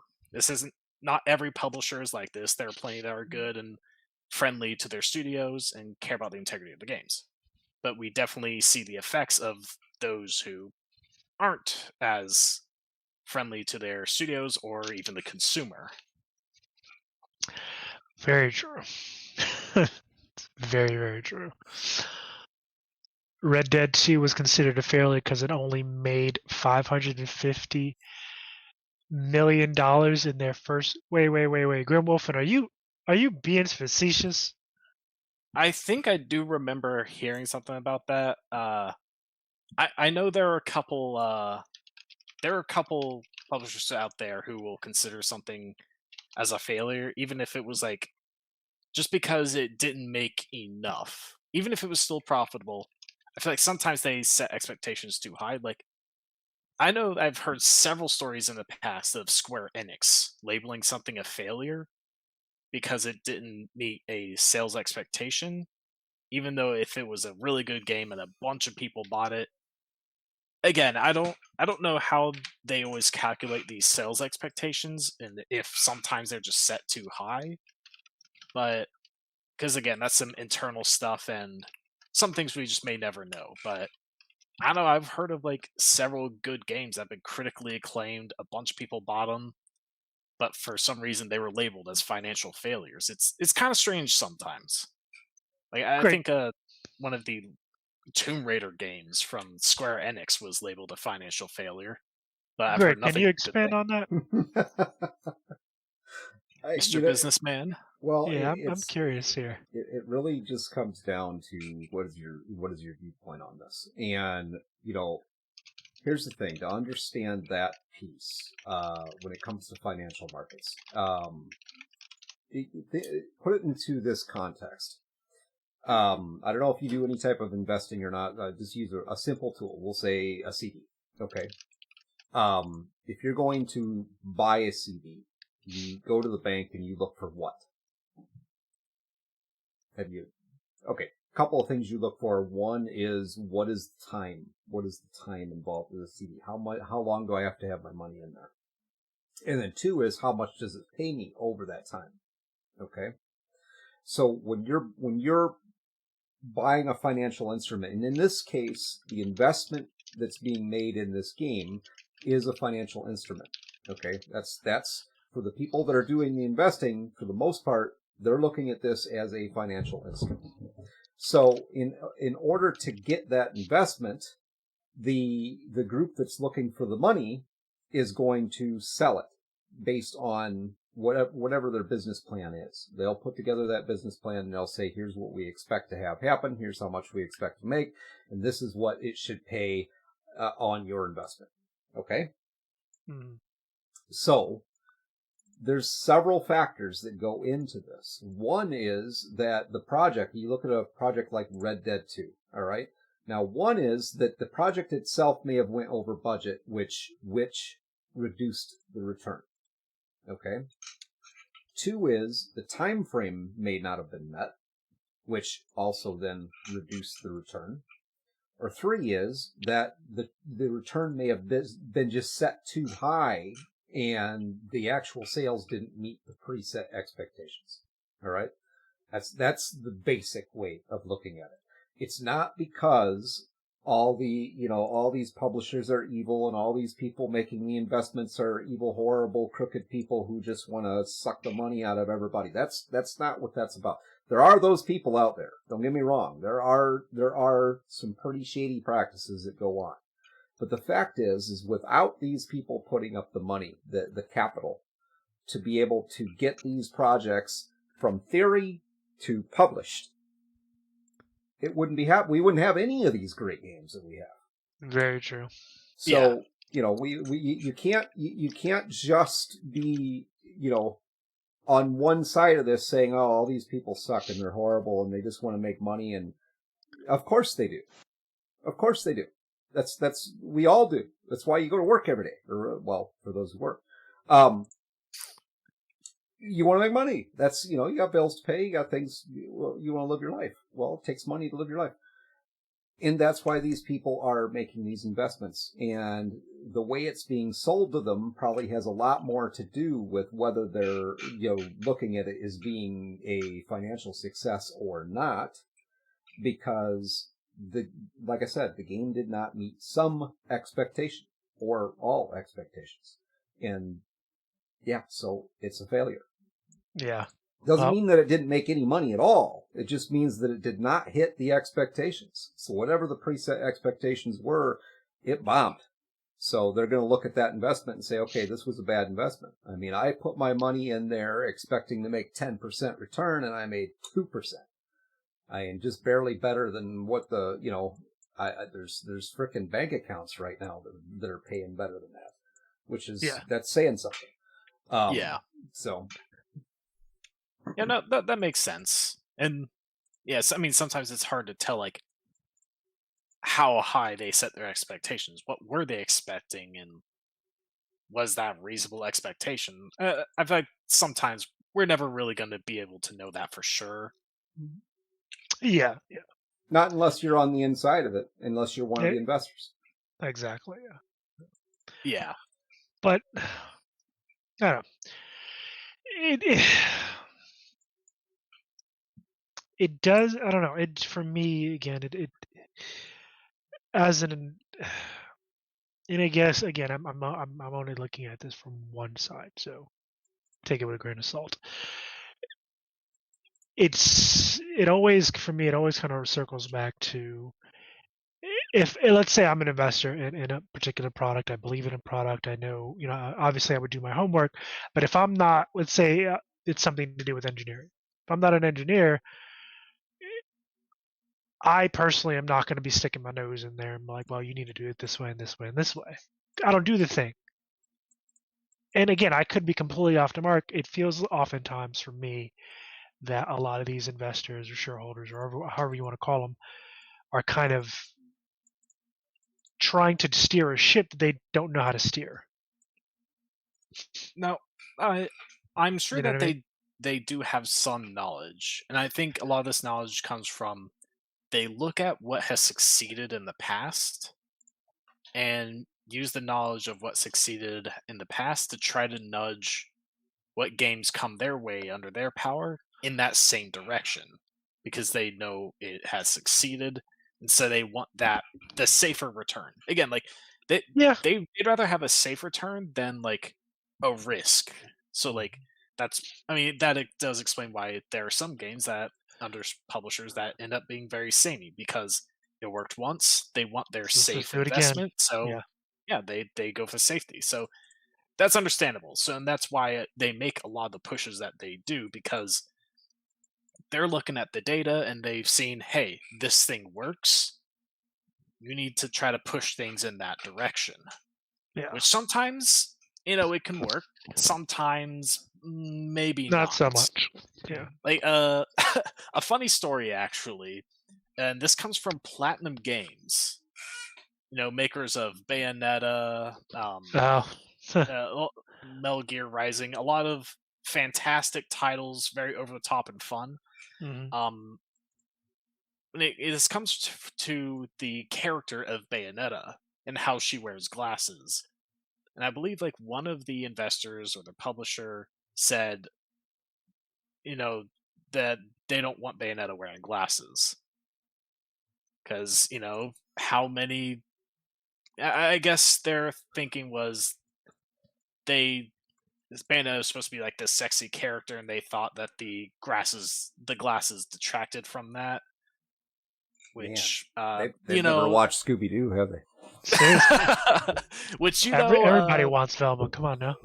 Which there's something to be said about a classy woman. But anyway, I guess they were willing to back down because they not just kept Bayonetta's glasses, and they gave just about every character in the game some form of eyewear. They doubled down. Yeah, they doubled down, and I'm impressed they got away with that shit. I guess I forget the leader of Platinum Games, like his name, but he must have been very persuasive. Probably to just push that hard and be like, you know what? Nah, everyone's got glasses now, or a monocle, some kind of eyewear. Yeah, everybody's doing glasses. So that was a bit of a funny story when it comes to a minor. I'll call it a minor dispute between publisher and developer, but a funny story nonetheless. Boy, oh boy. Yeah, but the financial piece is always a challenge, and it is probably, especially for just scaling this down to indie level. Finance is always probably the biggest challenge you run into. Is just simply how do we get the capital we need to be able to float this until it becomes profitable, until it becomes a revenue stream, period. And that's cash is king. It's really what it comes down to. If you're not sitting on cash, whether that's investment capital, whether that's your own capital that you have, then you're always going to have this challenge, which is finding the money you need to be able to finance a project. And when you present that, you're going to have a plan. And most your legitimate investors are not even going to look at you if you don't have a plan. If you don't have a business plan structured out that says this by this by this, they're not going to invest in that because there's absolutely nothing there. You're not offering them anything but a hope and a prayer. And anybody who has any sense at all, other than the people who are investing purely based off of their personal passion, they're not going to touch that. Absolutely not going to touch that. And then when it comes to that investment pool, these things are, it's just like building, a community base for a stream or Discord or anything else. I mean, these investors in these in these projects, there's a community that's there. Now, every project's going to have some new people that are coming in and getting engaged with this. But the core investors for any of these large companies are generally always the same. The same banks, the same financial institutions, the same, lending groups, the same publishers, the same private individuals who are putting up the money to pay for these projects. And it really comes down to the reason they've been able to develop that community is because they've been able to produce. And if they're not going to be able to produce, that's the bad piece right there. If you're asking people to invest in you and then you don't produce, I mean, they're not going to continue to invest in you. And your money dries up real fast. So pretty much. Yeah. I mean, same goes with like crowdfunding forms because like, Kickstarter, if you're a supporter on Kickstarter, in a way, you're essentially an investor in the game.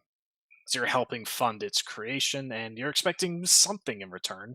The benefits may not, probably not monetary. They may, offer reward tiers, like exclusive content or whatever your way based on however much you contribute. But it's the same concept. And again, it's the same. Like they gotta make you believe that it's worth your money putting in. Right. Thing to understand though with Kickstarter and platforms, because Kickstarter's not the only platform like that, but Kickstarter in particular is an early access platform. You're buying a product. You could look at that as an investment, but that's your return is an immediate return. You're buying a product. Now, you may not get the product right away. That's all predetermined generally in the Kickstarter when you're going to get the product. But you're buying a product. You're an early adopter who's buying the product to support the company that is publishing or creating that product. Now, there are other platforms out there like, and okay, I'm going to go into the investment world for just a moment here, but there are other platforms out there, crowdfunding platforms, that you literally can be an investor in that particular company, or generally it's companies.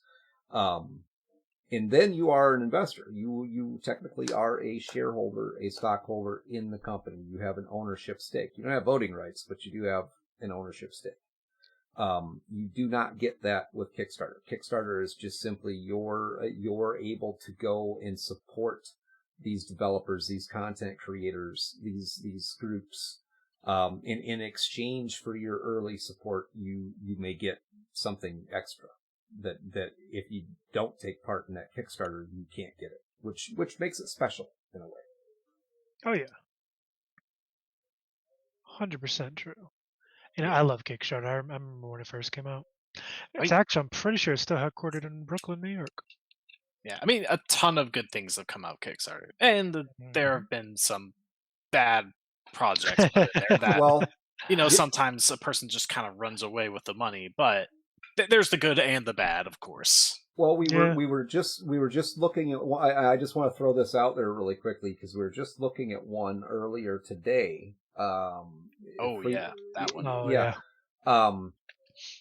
So Free League Press's Kickstarter that they started on the Moria Through the Doors of Durin Kickstarter. It's a supplement for the One Ring RPG published by Free League Press. Which, I mean, we work with Free League, so I mean, but this Kickstarter, it's a 15-day Kickstarter, and it was fully funded in 4 minutes. Funded in 4 minutes. And it's still going. Still fucking going. Right. We are a little nutty. Yeah, we do work with Free League Press. We're actually going, I think, for those of you who were here last stream. Actually, I'm gonna take the shine from this. I'm gonna let Greg fill you guys in. Go ahead, man. So we will be so for those of you who have been tuning in regularly, we do our 2 streams. We do the update log, obviously, and we do a Friday night stream at 8:00. Right now we're doing Cyberpunk Red to be exact, but the time is not 2045. It's 2076 or 78, something like that. I can't remember. 78. Yeah. But we're actually going to be starting another stream using Free League's Press Alien TTRPG that they came out with. So yes, Alien as in the movie. So keep an eye out and an ear out for that. And if you want kind of updates on that, I believe there are some links in the chat for the Discord. That's usually where we're going to drop any pertinent information. Super excited to be doing that. But yes, this game, Moria, Through the Doors of Durin, is a supplement to the One Ring that they put out. The One Ring TTRPG that I put out. And yeah, for those of you guys who are into Lord of the Rings and want to support Free League Press, I highly recommend going over to their Kickstarter page. If anyone can drop a link to that in the chat, that'd be great. They reached their goal in 4 minutes, but they are still going strong. Like I'm literally watching the numbers just go up. It's ridiculous. Like at one point during the stream, I glanced over and literally the numbers just go. Yeah. Honestly, Also, I think one part of it is that Lord of the Rings fans are just starved for good content. That's fair. That's honestly fair. Also, what have we seen recently? Rings of Power, the TV show, and Let's then not the talk about Gollum that. game. Like, Lord of the Rings IP has seen some absolute fucking travesties lately. Yeah, So I think namely fans. those two, let's be honest. Yeah, I think fans they're starved for something good. So they Yeah. saw like, oh, an expansion for the TTRPG. Fund it. It's probably seriously. They're like, yo, fuck it, take my money. Take my money. Just please Yeah, give me some happiness. Give me something good. And in light of that, because again, the three of us are in league with Free League Press. Crappy joke. You can crucify me later. There is potential that we might actually be playing that later on. We'll see. And again, that is not my call. That is definitely Greg's call. But we'll see. I think because I believe all three of us are Tolkien fans. I got the sense earlier today when that conversation was happening that I had like one choice in this. So yeah. Yeah. It's. I mean, we're it's live. your decision, but you better make the right one. We're live. I gotta make it seem like you got options. But yeah, so you guys might be seeing that game showcased in the next couple months, maybe. Who knows? Depending on how long our crew survives the alien. Which I'm not hedging no bets, man. Those things are deadly. We're going in and Matt's camera is. Well, no, we're not. We're not. There's not going to be no fucking little Timmy. You can play children like it's an actual class, and we're all doing it. No, we're not. The orphanage takes on the xenomorphs. Let's do it. Stretch go for fishing mechanics. Yo, that's what I'm talking about. When we launch our game, we're gonna have that as a stretch goal. So for the future backers, you can thank Grim Wolfen for that. Stretch goal, fishing mechanics. Hey, fishing mechanics in a TTRPG. That way, honestly, that'd be interesting. Now I'm tempted. I'm tempted. I think we might have to sit down and discuss that a little bit more because I think that has some potential. Everybody wants to go fishing, apparently. Just know that if you roll that one, you might accidentally fish up a great horror from the deep that will kill you and your entire party. So, okay, spoiler piece. Here's the thing: we're not planning release on this product for. It's going to be a while. Yeah.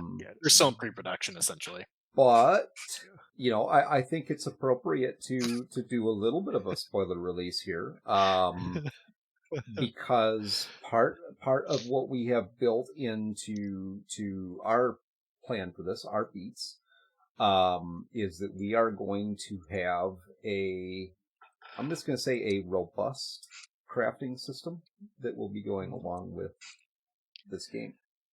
Yep. Something that really hasn't been very well experimented with when it comes to TTRPGs. There are some games out there that have crafting systems in them. But our aim is to create something that is robust enough that people who really get into that aspect of the game can have that. Whether it's video games or TTRPGs, you can have that aspect that you have this fully developed crafting system to use. Now, the game is not going to focus on the crafting system, just FYI, but that is something that we are in development on now. Yeah, so we'll see where that basically that coming up. Day 1 DLC. Yeah, Day 1 DLC, baby. I'm taking psychic damage.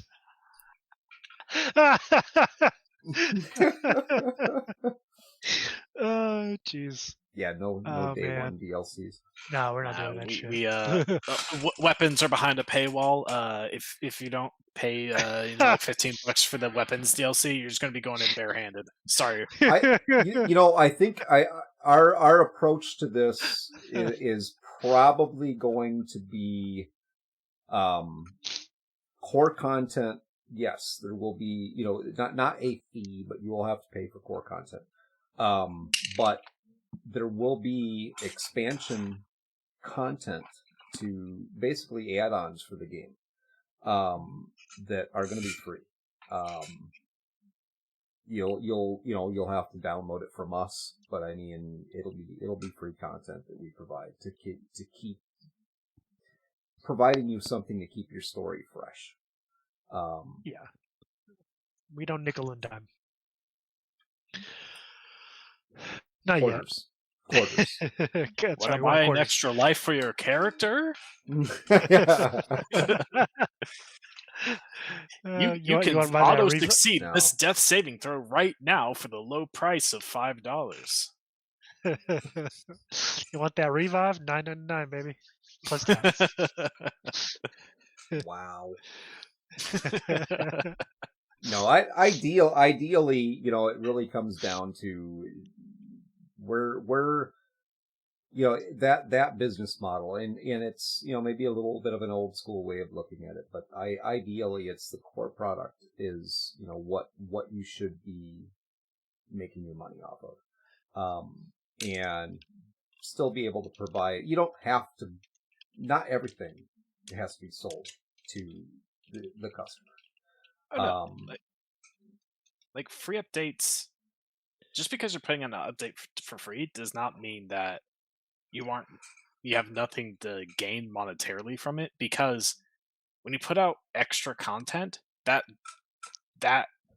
brings more people to your game, because they hear like, oh, they're making, they came out with the game, oh, but they're making the whole new ton of stuff new for free. A lot of people will come in and get that. Like, let's look at No Man's Sky, because No Man's Sky upon launch, that didn't go very well. They set expectations way too high, and they very much under-delivered. But they did deliver. They've had a hell of a redemption arc, because they've spent, I believe they're still coming out with new content, and every update they've put out is free, and from everything I've heard, it's actually a damn good game now. So, like, it's definitely one of the more amazing redemption stories I've heard, because I feel like there are a lot of other, teams that would just jump ship. They would have just cut their losses and just moved on to the next thing. But I guess they must have really believed in what they were making, because they put in the work to fix it. And yeah, it's a successful game now. People love it. And okay, yeah, so Grim's just saying, they put out another free update recently. It was a pretty big one. So yeah, they're still going. They haven't charged anything for their updates, and yeah, it's working for them. So there's something to be said of that. Well, and if you're at all into the cyberpunk universe, which I would encourage you to be, then please do check out rtelsorian.com, which is the other company that we partner with.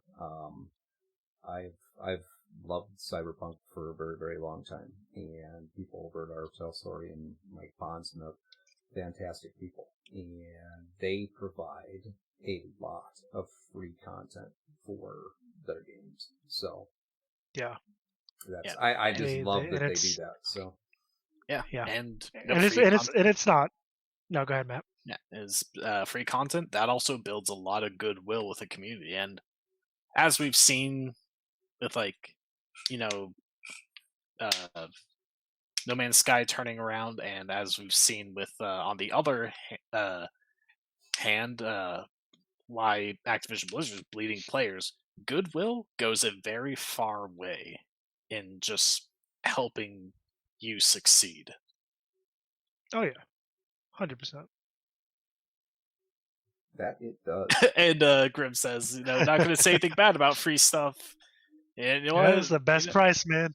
As I've always said when it comes to food, free food is best food. That's right. Free food is best food. That's debatable. Depends on the food. Just don't drink the water. But yeah, I think that is I is don't. going to be it for me. Have Nope. we actually created a game now? I mean, the talk today was about the budget piece, and did we actually round it out to the end? I mean, what are we missing?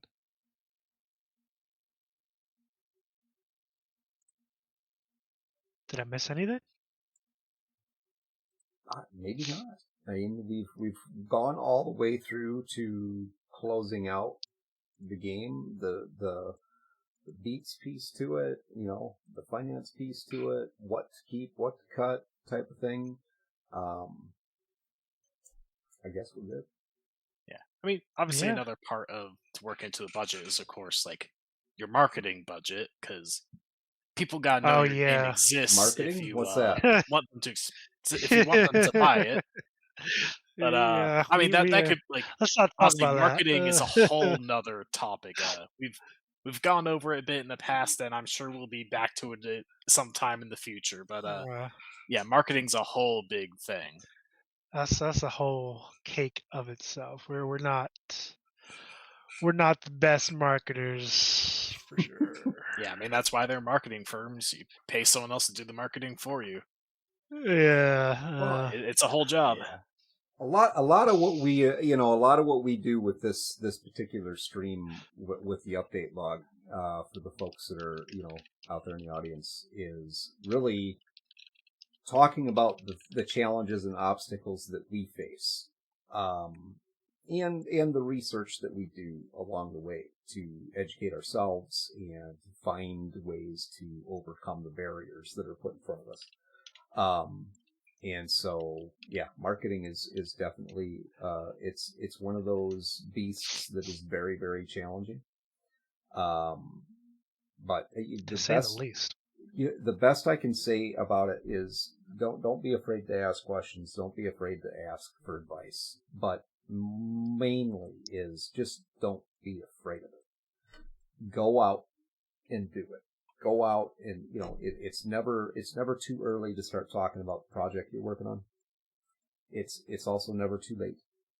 And don't take this, people want to take this approach of, well, I got to get it perfect, or I want to wait till it's finished, or I want to wait till it's, if you're on any of those things I just said, if you're waiting, that's all you're ever going to do is wait. You're never going to have a product. It just will not happen. Okay. Oh yeah, like, go ahead, Matt. And like your game is never gonna be perfect. I mean, honestly, if you're making anything creative wise, whether you're writing a book, trying to make, or you're an artist trying to, draw something, it's never going to be perfect. You just need to decide when it is that the quality is good enough that you're just gonna where you have to start putting it out, because you're not going to make any money if you just, like, as Greg was saying, you're just waiting. And he's like, no, not yet. I gotta fix up this part. It's just, you have to draw that line of where is good enough, and put it out there. And if there are things still wrong with it, that's lessons learned for the future. Yeah, it's patch. Yep. I mean, yeah. That's 100% true. You got, and again, it also goes back to that budget piece. Is like you got to release, and hopefully you do your due diligence, you did your homework, and the core product is solid. And if you might need to update a couple things and patch a couple things, that's okay. Better a good game released than a perfect game never see the light of day. The classic good enough standard. You know what? Good enough is good enough. All right. Yeah, sometimes what you got. Sometimes that's what you got.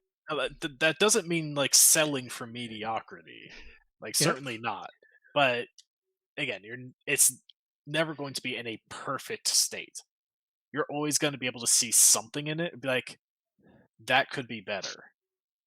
Yep. But taking the time to work on that is obviously, that's more time, that's more budget, that's more time is not on the market making money. So again, you have to decide, when is that good enough that you just kind of have to put it out there. flaws included. The artist's artist's dilemma. I mean, Yeah. yeah, I'm sure artists are constantly like, the hands. I mean, if you're talking about AI art, yeah. I mean, there's a reason AI art isn't great at hands. Hands, have you looked at them? They're complicated compared to Oh, like yeah, so I many have. other parts of your body. Hands are I complicated. have. Look at this fucking thing. Are you surprised that they're so hard to draw? No, not really. But thankfully we didn't end there because I almost forgot. So next week we are having our episode 18, which is also our first guest episode. And in fact, the gentleman who will be joining us next Wednesday is kind of one of the early adopters to the Razzmatazz channel and the update log, and he joins us every Wednesday and Friday. And it is Old Man Garrus will be coming on and talking with us kind of about his experience within the gaming industry and kind of on both sides of the counter, so to speak. Super excited to have him on. I've had the pleasure of talking with him a number of times. Super great guy, very knowledgeable, very down to earth, and really about kind of just having a good time and putting out good stuff. So super excited to have him here. It'll be September. Let me see, September 6th. Yeah, September 6th will be Garrus, Old Man Garrus, joining us for a sit down. So hopefully you guys can make it. And I think Greg, we're having our episode this Friday, right? Same time, same place. Yep. It's the same time, same place. You will be the BOR. It's our Cyberpunk campaign this Friday at 8 o'clock. So join us for that as well. But otherwise, thank you guys for joining us tonight on episode 17 of the update log, how to build on a budget, how to build a good narrative game, whether it's a TTRPG or a video game, on a budget. You guys have a good night, and I'll see you guys on Friday. Adios. Awesome. Have a good night, everybody. Yep. See you guys Friday.